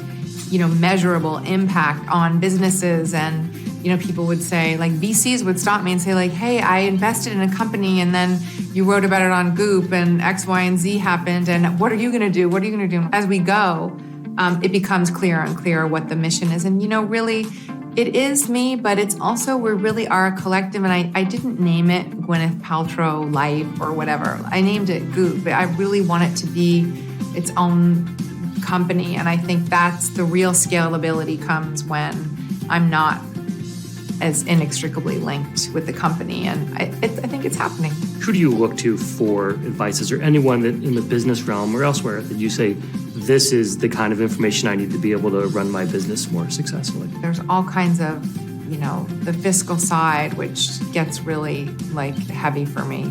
And I read a lot and I ask a lot of questions, and I have friends who have built and sold a variety of different businesses that I ask questions to. And, for me, it's not so much I don't need the, how do I stay inspired or how do I stay creative? Or it's more like, how does this supply chain work? Or if I was going to develop this product, like where would I go? What's the best lab for that? Or like, how much is it going to cost to make this in organic cotton? Or those kinds of things. Like, I guess they're more tactical. I sort of feel like if you're a founder, the whole point of being a founder is to be creative and to trust yourself. But I'm very inspired by, people like Hedy Slimane and, obviously someone like Steve Jobs or Jeff Bezos, people who are, building companies and building brands in a stunning way. And I go back and study like what choices they made and what they did.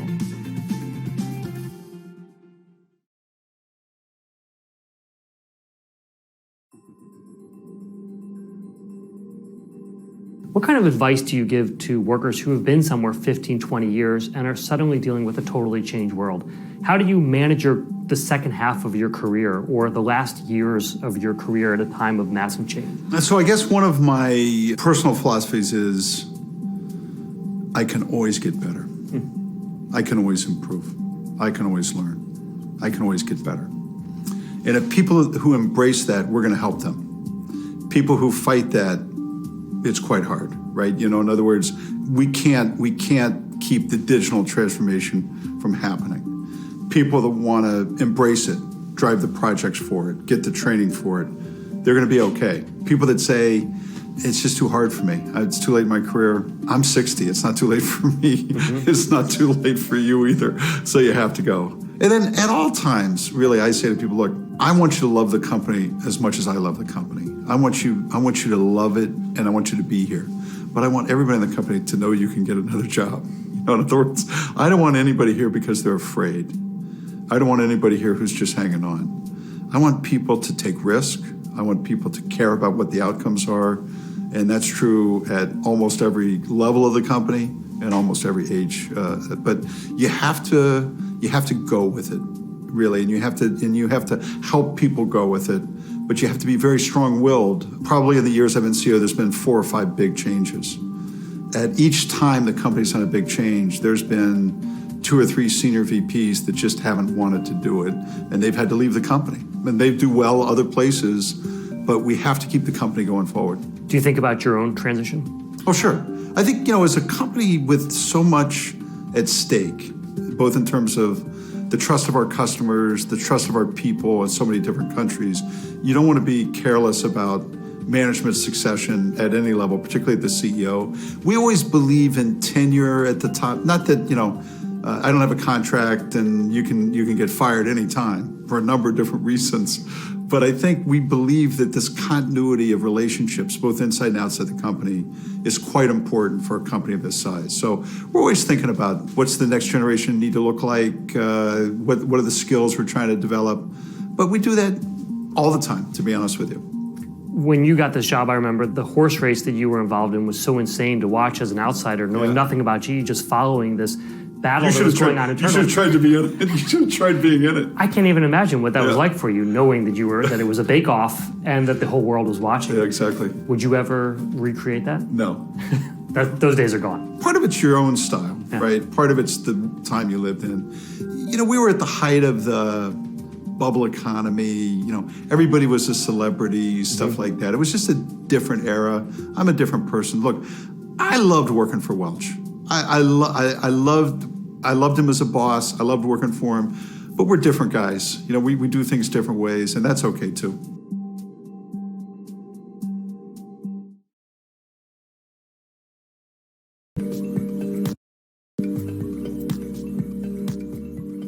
What do you tell someone who's 21, 20, really thinking about it? What kind of advice are you giving them today? I spoke at Stanford a couple of years ago, and I was amazed to hear that everyone wanted to be an entrepreneur. And I thought that was such an interesting thing to say, because usually you find your passion and you become an entrepreneur by nature of what your passion is and figure that out. But people need to pay their dues a bit and be open to learning. I don't think that everyone can all of a sudden have a startup.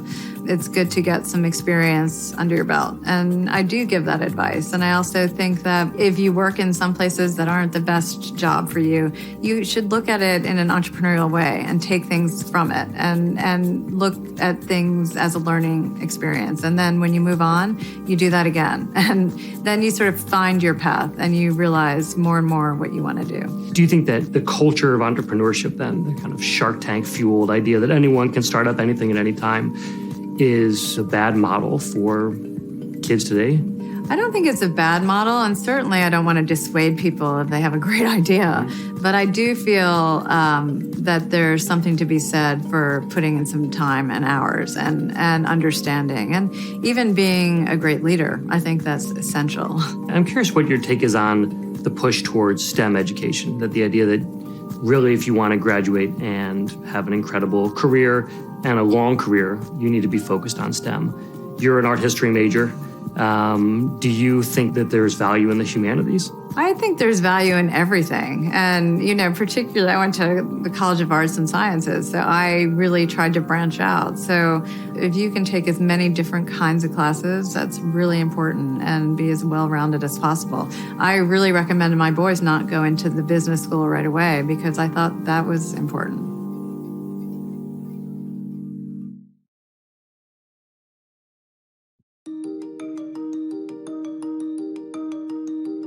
What kind of advice do you give someone young who's trying to get into the industry or trying to recreate your success? I get this question often, and it's a hard answer, because I don't know that I would give my son the advice to follow in my lead, because I've done some things that I'm not so proud of in getting to where it was that I got. But I think that you have to always follow your heart and never we're conditioned to reject our spirit. We're conditioned to reject our spirit. You can never go against your spirit, because your spirit will never leave you wrong, ever leave you wrong. So when your son says to you, I'm following my heart, going into modeling, dropping out of school, I roll my eyes and I regret giving up cigarette smoking. When you're evaluating young talent, what are you looking for? Evaluating young talent, what I look for? I look for difference. I look for someone that's going to, jump off that screen and is going to make a difference to the world with the writing that I'm writing. Are you able to take my words and make a difference? But you have to have you have to have a voice inside that speaks to you, speaks to everybody. And what about behind the camera? What about people who are not the stars, who are the ones who are making the craft work? What are you looking for when you're trying to hire someone who's never going to be on screen? Someone that can demand honesty, and someone that can command respect, and someone that will listen to me. When you have had a career where you have had so many no's and you've proven naysayers wrong, and you're now in a position where I assume people are telling you yes a lot because you're really successful and you've shown that you know the right path. Do you want people to tell you no? Are you looking for anyone to push back? Yeah, I have to get it. I get it, and I get it. And boy, when those kids turn, nobody's gonna tell you the truth better than your kids. They like that, and they enjoy it. They enjoy it. So I look for pushback, and I don't work around people. I don't want people around me that are yesers. I want people to challenge me. I know that it's not me. It's the village that makes I'm the one that sadly gets the credit for it, but everybody else should really, I'm taking everybody's name on. You know, your crew here, that they're you. So I think that for me, I am my crew. Yeah, they fight me all the time. It's a show. It's a show. But that's what, yeah, exactly. That's what makes it good.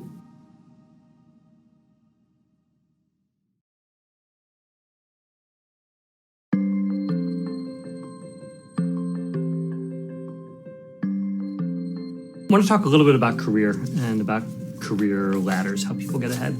Lena, I know that Nora Ephron was one of your mentors, and she had a great essay about being a journalist. And she said that she really recommended that people work their way up, that if she had been given too much, the ability to be too creative early on, that probably she would have failed and that would have hampered her whole career. Instead, she was a cub reporter at the Post.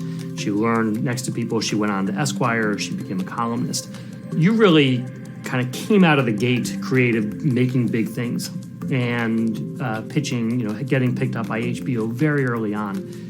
Do you recommend to people when they say, I want to be Lena Dunham, I want to be the next Lena Dunham, do you recommend to them they just start producing or that they work their way up the ladder? What's the right answer? Well, usually when I get approached and a young woman asks me they'll say, how did girls happen? How did you get to the sort of starting gate of your career? And I tell them really honestly, I met some really talented friends and wrote something that felt authentic to me, and we made something together. And, I'd done a fair amount of internet research about where one ought to send their movie, and I was, ambitious and engaged with that process, and that's how I ended up making the sort of 2 feature films that got me to my meeting with HBO and to meeting Jenny and Judd and having the experience that I've had. But I think it's also really personal. I think it shows a lot of self-knowledge that Nora understood that it was important for her to sort of follow that procedure. For some, I've also known other people who are actually absolutely incapable of existing in somebody else's work environment, and then the minute that they're given their own creative endeavor, they totally thrive. And I'm not talking about myself. I have a really different answer, which is that I'd love to hear. I am more of the Nora school, which is work your way up, and I think you are an anomaly. And I think that you have a specific talent that is greater than most people's, and so almost everyone creatively could benefit from doing the work. You happen to be better than most people, and that's why that path. She's my life partner. I know, but that's why that path worked for you. Wow. I truly believe that. I think that you had such a unique voice that it was gonna get out there, and I'm not sure working on the staff of Modern Family would have been the right move for you. My dream was how I met your mother. Right, exactly. But really your dream was to be a poet or something, so maybe that would have helped. But I do think if you want to be in television, it is a business. You are selling soap. It's great to learn. If you have, I was lucky enough that my first TV job was with Judd, and Judd is a guy who believes that if you're a staff writer, which is the lowest writer you can be, you're still in editing, you're still in casting, you're on the set for your episode. That's a pretty rare occurrence. I didn't realize that when I started working in television. And that's the way we run our show as well. And so I was able to learn everything from him. So if you can get in that action, that's the way to go. If that's the case, would you tell people if they're looking at this path to say, yeah, create on the side, but really you got to get trained? It just depends on who the person is, truthfully. But I think 9 times out of 10, probably, because I think people who are really talented, who might not have as unique a voice as Amy Schumer or Lena Dunham or some of these people who are really thriving. And by the way, Amy did stand up for a billion years and hustled and learned a lot from that. So you can go and have a great, creative, amazing career as a television writer. You don't have to run your own show necessarily. And that is why shows like Modern Family are huge hits, because it has 20 of the most talented writers in television working on it who maybe just don't have the show they want to do necessarily, but they are all making this great show together. Lena, do you agree with that? She's the business minds of our operation. No, she's definitely when people come to me at a book signing, it's different, and I try to give them an answer that I think is honest, but also won't lead them astray, lead them into drugs. But When people in our personal life ask me for career advice, I honestly often direct them to Jenny because I think that she's been a mentoring voice for so many of the women who have worked on girls, so many of the women who have been her assistants. Like, that is a talent that she has that is always impressive to me, and she's the first person that I would call with a business conundrum, mostly because it would be a shared business conundrum. Do you find that people listen to that, or in an era where anyone can cut out the middleman and you can become a Vine star or an Instagram star, go on YouTube and create your own show, it's got to be a little bit frustrating to hear, oh no, you've got to go through these, you've got to climb the ladder. I do get a lot. And a lot of people don't want to do that, and that's fine too. I do have a lot of people come up to me and be like, I'm working on a web series. And I'm like, God, did we not establish in 2006 that web series were not the new television? Right. And just the amount of people who are like, my friend and I have a YouTube show, but we're just trying to take it to the next level. And I just think there is, as Jenny said, there is something to be said for sort of learning the rules of the game. And also, it's so cheap to make everything now that you can just do both. Mm-hmm. That's the other thing Lena did, was she wrote a whole book while we were making Girls. Not everyone can work like that and sleep that little, but if you're really committed, get a day job and do something else.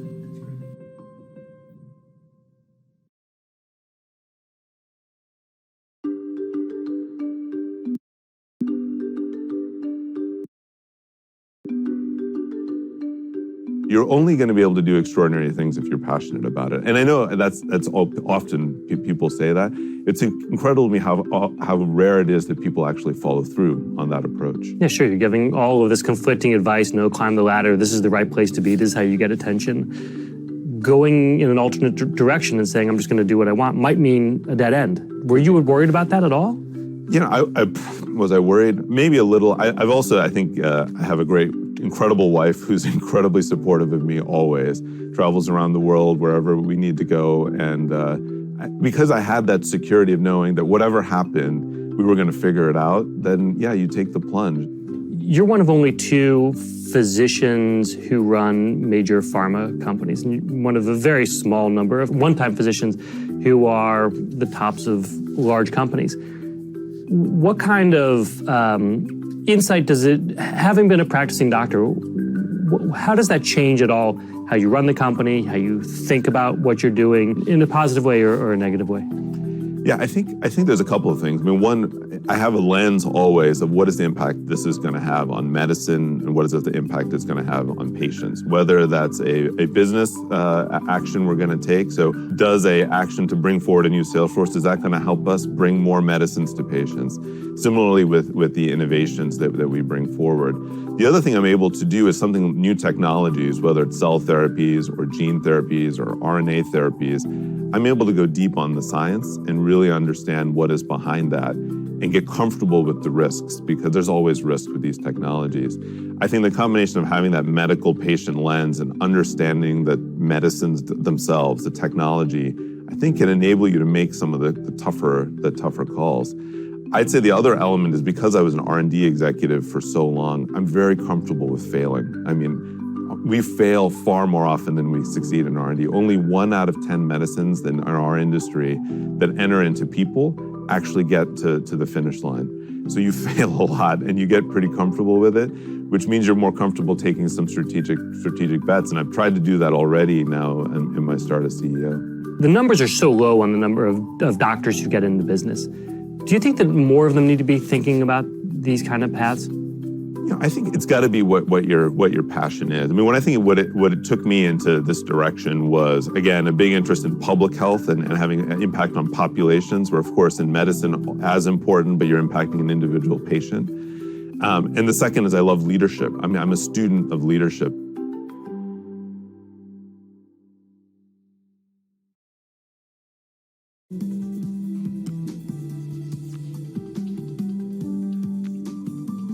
When someone comes to you, they're 14, 15 years old, maybe they're just graduating from high school and they think, all right, look, I want to be like you. What do you tell them? Be true to you and be the best version of yourself. I'm in an industry where there's a lot of comparison to other people, and I think the thing that I've learned is actually the best thing I could possibly do for myself is run my own race. and do the best that I can. And I really express that to other girls and young women. It's like, you have to listen to like what makes you tick, what makes you happy, what are you naturally really drawn to, and what do you excel at, and how can you figure out how to be the best at that.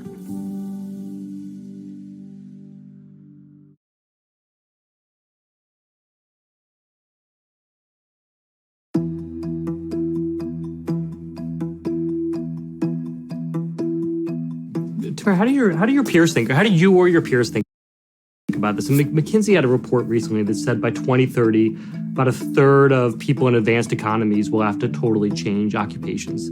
That it's not a question of jobs disappearing, but a question of jobs just fundamentally changing. Are you ready for that? Do you think your peers are ready for it? How do you guys think about it? I think we have the benefit of having grown up in a generation where we were introduced to a lot of change and technology all at once. So I think we're a lot less hesitant to adapt to changes in technology, which I think will only work to our benefit in the long run. Whether it's, socially or professionally, I think we are a lot less resistant to those changes and a lot more adept at adapting with those changes when they come. So I know people who got into college and wanted to be physics majors, and there's a traditional way to learn that, but nowadays physics majors have to code a lot, so they take computer science courses, they learn how to code to get their results about what they're looking at in space, and they host hack days and things like that. So I think every field is adjusting, and I think our generation is apt to adjust along with it. I'd love to hear, do you have any advice for, what would you tell Tamara as she, leaves the school realm and enters the professional realm? What kind of advice would you give her on how she should think about guiding her career? Well, certainly there will be more data to take these questions of social science and education and sort of say, what pathways are working and what pathways aren't working. And so, getting interested in data and how we can find patterns in data. It's not necessarily to be a computer scientist or anything, but the social sciences will be way more data-driven. I don't think there's any risk that this idea of looking at outcomes and helping things be more just, there are going to be plenty of jobs. The world will be richer, hopefully in many countries, and at most times that extra resource will be applied towards these issues of equity that have been so entrenched and so difficult. So, I don't think any robot's going to be doing any of the things that she aspires to do. And, my overall view of AI is that it's 90% good, and if government takes advantage of the new opportunities, it's 95% good.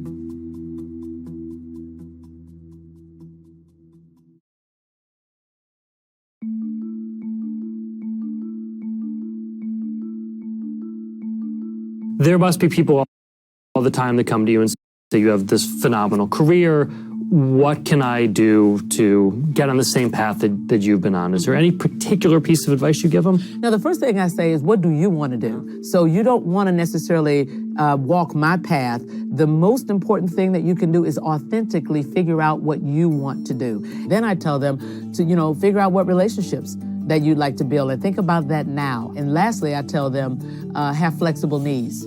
Because if you had told me that my life would look the way it looks now, 31 years into it, I would not have bought that.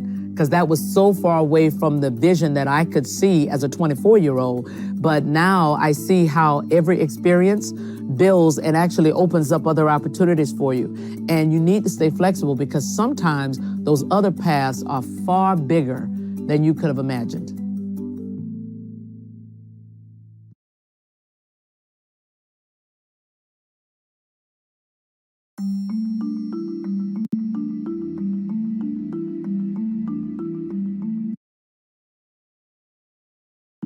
I believe, first of all, you need to be head down and humble every day. Listen to your people. And whenever it pops into your mind, been there, done that. Come on, just tried this one 10 years ago. If that pops into your mind, just step back 1 minute and say, because of that, I will not listen to you now. It's not always that simple. you know, you look at those young people and have them speak up. You know, when I was young and first met the board member or the CEO, I could feel my heartbeat too in the ears. That nervous, Today people say, hey, I didn't think your LinkedIn article was any good. What did you think actually when you were writing that? That's how people talk to me today. Yeah, you're okay with that? That's perfect. It's perfect. So there's quite a community there, and you go to people, listen to them, and then just challenge yourself every day. And then that's not always work, but it works for the most part. And if you see examples, let's say like competitors going down, and then people are like, oh, wow, we got them. I said, no, you didn't. Look at it. It could happen to us every day too. So just think about it, head down and work hard.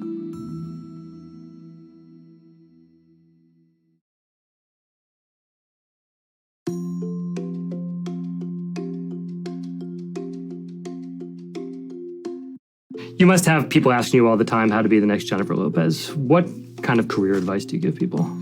It's hard because there is no one set path for any one successful person. Like, I feel like everybody takes a different path. Like, there's no actors that I talk to that go, oh, we all started at acting school, and then from there we did plays, and then from plays we went to television. There's like no one way to do it. I started as a dancer, and then I thought I was going to do Broadway, and I didn't, and I did some tours abroad, and then I came back here, and I got a job as fly girl on In Living Color, and then I started studying acting, and then from there, I got my first television show, my first development deal, and then from there, and then from there, I got my first movie, and there was a process to it that I couldn't have predicted or planned or have said, I'm going to do this, this, this, and this. It just all happened the way it happened. And I think all you can do is know where you want to go and take steps every single day in that direction, whatever that is, getting better at what you do. And I think that gets you there. Where that will take you, I cannot tell you. But I do know that if you just wake up every day and go, this is what I'm going to do, this is what I'm going to be, and today this is the thing that I'm doing to kind of keep going in that direction, eventually you will get there.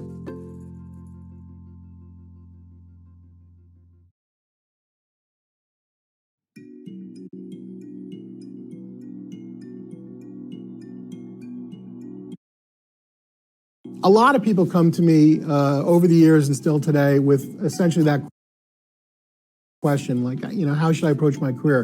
And I always tell them the same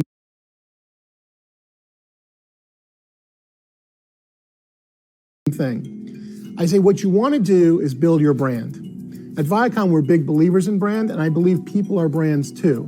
Now, when I say build your brand, what I mean is within the team you're working for, be the person they can rely on. Become the go-to person. Why? Because that will inevitably make your work more interesting. By the way, it might mean you have to work more, but you will learn more.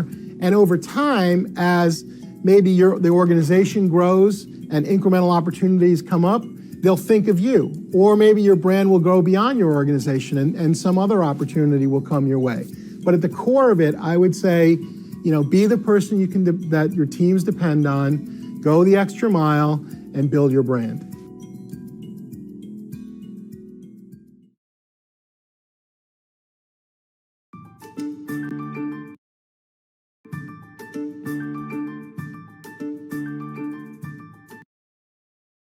You must get a million women coming to you saying, how do I become like you? What kind of advice do you give people? I think the first thing is to just go for it.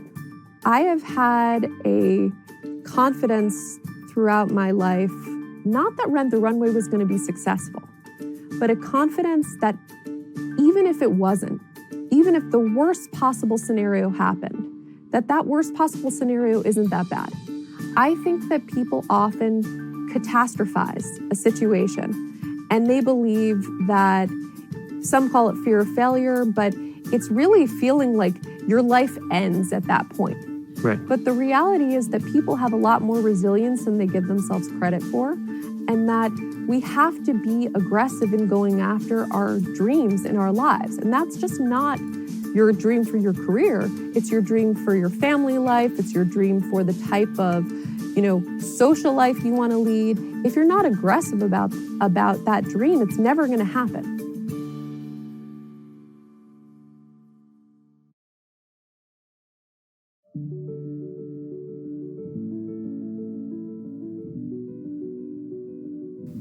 I'd love to end with a personal question. You talk about cancer, your diagnosis with cancer, and how that changed you, and how it changed how you think about your career and the time you spend at work, and your own tenacity. Have you been able to hold on to that? How do you not make sure that the old Kai Fuli doesn't come creeping back and take over the new Kai Fuli? Yeah, I used to be a workaholic, and I think facing cancer made me see work is only a part of my life. I can't make it the whole thing. And then that was what gave me the epiphany that when AI is about to take away the routine jobs, there are other people who are workaholic like I once was, and that they would face the same challenge if the jobs were taken. And even if financially they were taken care of, they would not be satisfied because they believe work equates life. So while I, through facing death, realized that there's a lot more to work. There's the people I love, there are the things that I love to do, and I have been rebalancing my life since my cancer going into regression. And I've been spending higher quality time with my family, prioritizing time with them over the time at work. And perhaps we've been so foolish after thousands of years of evolution that our maker decided to throw AI at us and say, okay, you can't wake up by yourself. I'm going to take away all those routine jobs. Now you've got more time. Now you've got more money. The whole humanity have more money. Now you have more choice and more freedom. Will you please do the things that you love? Love the people and spend time with them, and spend some time thinking about why humans exist, because it's not about work. Kai-Fu, thank you very much for joining us. Thank you.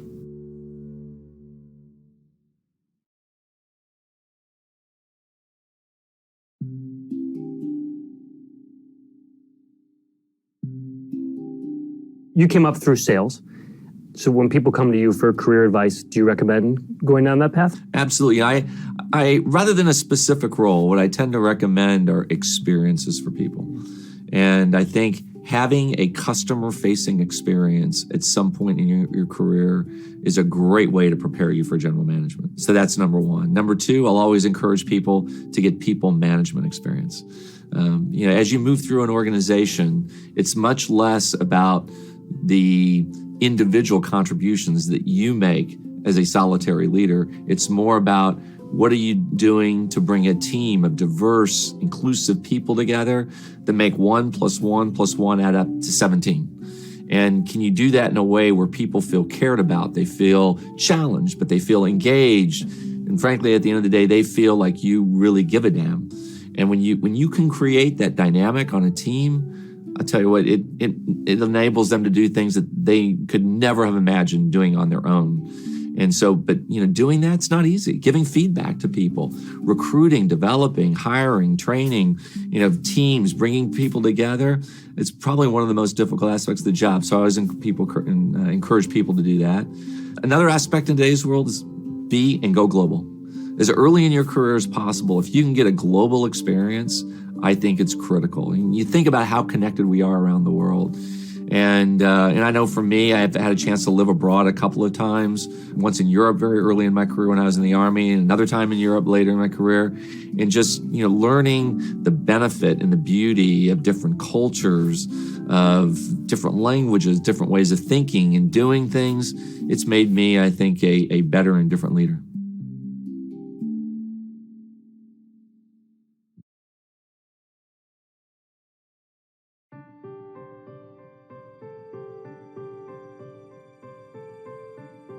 I'd like to talk to you about your career. You've had such an interesting career. And we talked earlier about the question of not just having one job, but of being ready for many jobs. So you think I'm a you're kind of case a poster study? child for that.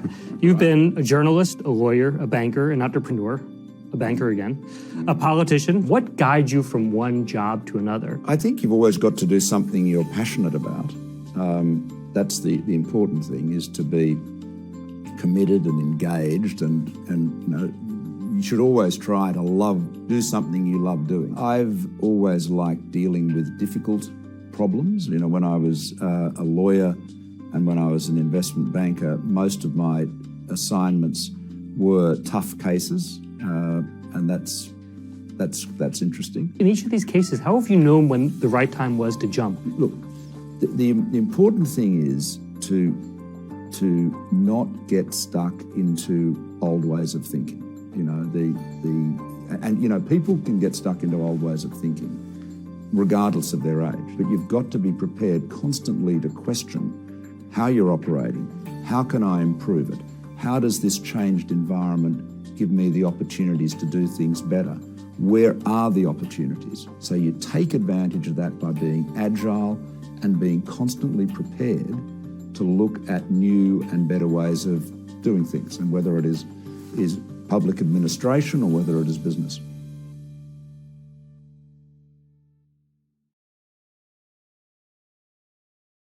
You must get people that come to you all the time that are like, hey, I'm working in a fast food job, or I'm working this job, which I hate. I really want to be a comedian, or I want to be an actor. What kind of advice do you tell them? That's tough, man. That's tough. You say don't do it? No, you definitely don't say that. I'm not a dream killer. I just don't like talkers. So many people love to say what they're going to do. So many people love to voice it, just so they can hear themselves say it. Right. Yeah, man, you know what I'm thinking about doing today? I'm probably gonna go and hey, you know what, man? I just started. I'm probably tomorrow get up in the morning, go down and do some. Just like to hear yourself say it. Right. It's so hard for some people to follow through and actually put action behind the words. So my advice is to not be a talker because you can. Be the person that actually puts action behind it. And when you know that you're that person, then start picking people apart for advice and direction and what to do, what not to do. Because you know that you're gonna take it and you're gonna apply it. But when you don't know if you're even capable of taking information and going and using it, don't ask for it. So my advice is to not be a talker, be a doer. Be a person that wants to put punctuations on sentences, not just keep running them on. Run-on sentences are the worst. They just don't stop. You're like, where's your period? You didn't put a period on one sentence. Finish something. You gotta finish something. I will say, in conclusion, I'm gonna say it here, and this is another thing that I like to do, just where you put pressure on yourself, because ultimately that's the only person that you're competing against. And to all of the people that will see this and watch this, the best way to become the best version of you is to challenge you.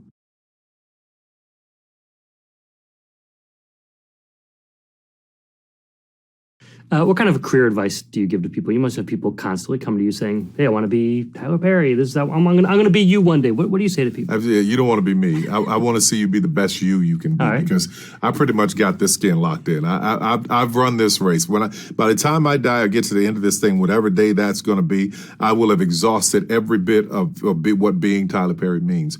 My hope is that anybody that comes to me, these young kids come up to me and say, I'm the next you, I'm the next... I want them to first of all, take on what all that means and then to make it work for them. Yeah, let me be the example to be the base at wherever you start. And what about just career advice in general? People come, they start at your company, they want to move up. Maybe they don't want to be Tyler Perry, but they want to do better than they are right now. What do you say to them? My whole thing about it is this, is why? Why do you want to do it? Really? Yeah, why do you want to do it? Why do you want to be the next Tyler? Why? What's your intention? Because I set out my intention. My intention was never to make money. I wanted to just make just enough to take care of my mother who was ill. My intention when I wrote my first show was about adult survivors of child abuse. I really wanted to help somebody learn what I had learned about forgiveness and healing. That was the intention. So I asked people, what is your intention. If your intention is to be famous and be seen, well, listen, you can have that. Go right ahead, because that, for me, is the worst part of all of this. Yeah. But if your intention is to help someone or to motivate or to lift or to encourage, and all the other trappings will come along with it. But what is your intention? So set the intention.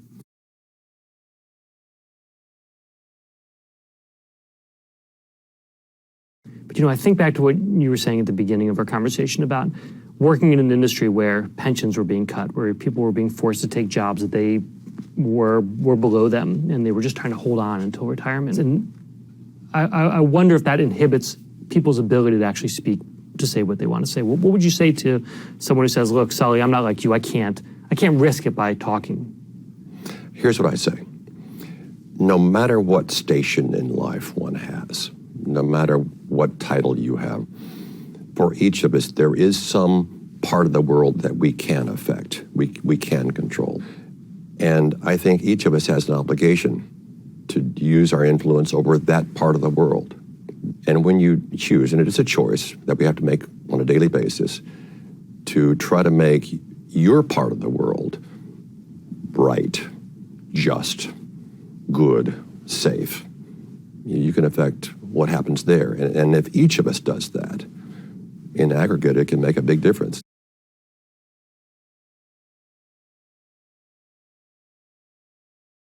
What kind of advice do you give people who are, you're 61? 62. I know, I look 61. Yeah. What kind of advice do you give people who are thinking about a second act, and maybe they feel like they're at a point in their career where they can't start over, or they're not sure how to? Do you have thoughts about that? There's no such a thing as you can't. I mean, my father is a children's book author at 84, and he was an attorney until he retired at 70. Things happen. My suggestion is, you have to first of all be practical. If you are working because you still need the money, I'm not going to say, yeah, quit your job, start all over. You have to think about it. So it really just depends on the person. But if you don't try something, you'll never know. And you have to really think about what would be fun and interesting. That's the thing about second acts. You think about, okay, how many second acts do you think people say they want to be accountants?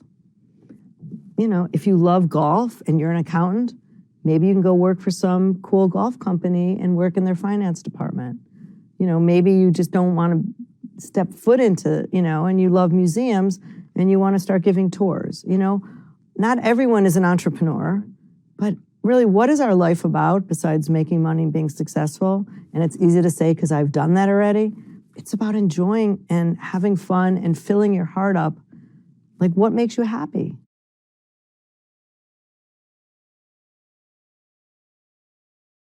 When you give career advice to people, do you recommend they follow a similar path? You know what, I think we're different, right? But I think particularly when I meet young people, I get the question also, how did I plan my career, which I never done. My advice is to try to enjoy what you do and don't worry too much about next step.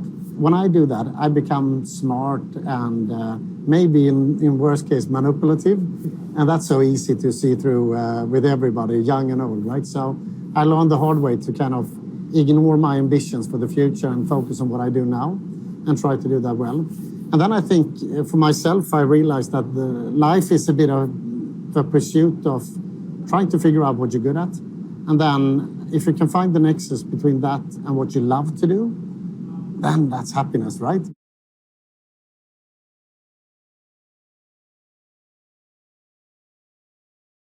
I'd love to leave it with some career advice. What kind of advice do you give people when they're thinking about how to craft their career?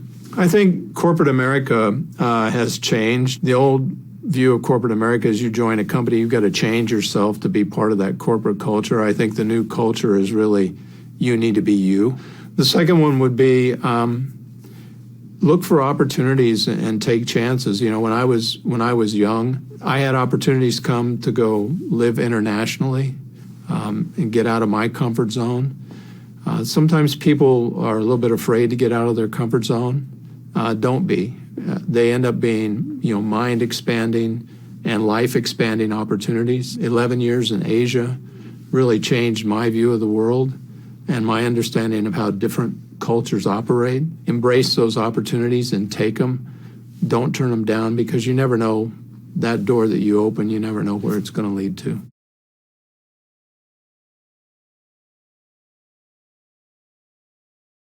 Your career, you're not a hotelier by training, you're a lawyer.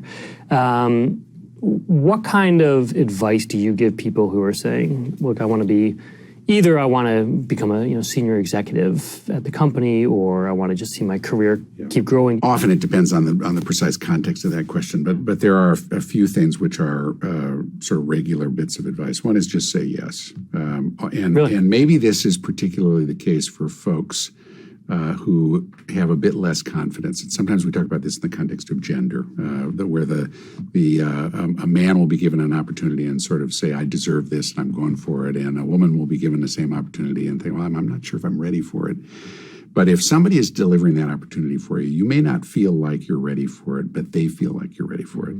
Say yes, take it. They're almost always going to be looking out for you and themselves because they think you will be doing well in that job. So say yes is a big piece of it.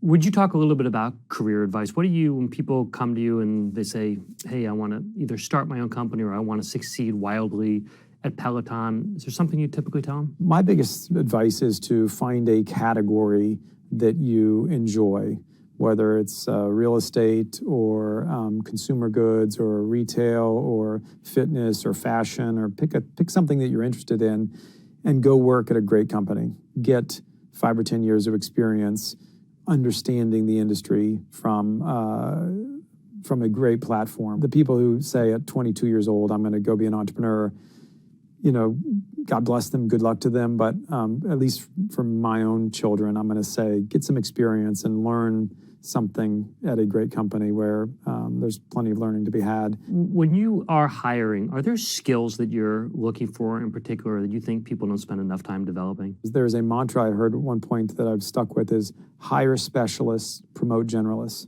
In order to succeed at Peloton, I look for those people that are the micro leaders that are carrying the torch on all the agendas that I care about, the entrepreneurship, the fun, the supportive, great culture. And those are the people that rise up at Peloton, I believe.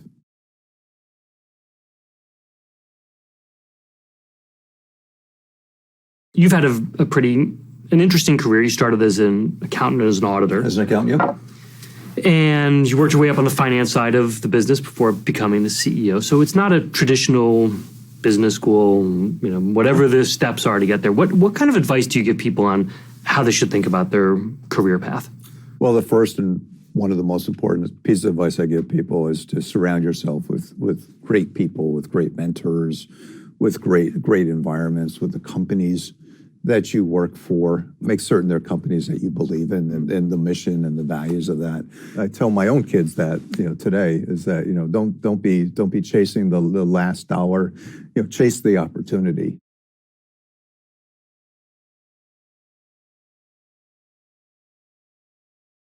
We'd love to end with some career advice. When Japanese students come up to you and say, I want to be just like you, I want to start companies, I want to be an entrepreneur, what kind of advice do you give them?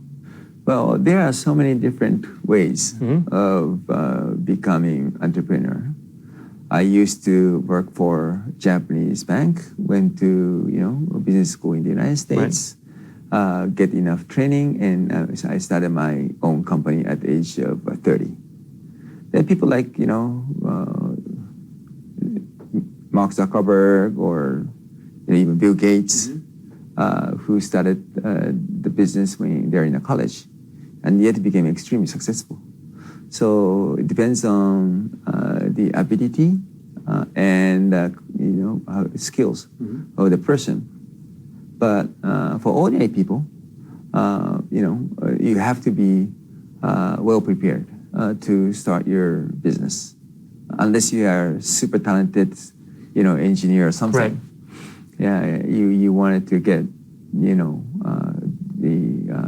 background and understanding of basic finance, accounting, cash management, HR management, and then start something. Unless you have unless you're a superstar. You're a superstar, or you have super disruptive technology or idea. And then, do you recommend that people become entrepreneurs when you're talking to students, you're talking to young people who have been in the job for a couple years, do you push them to go and find their own thing, or are you okay with the idea of people working their way up through large companies? Sure.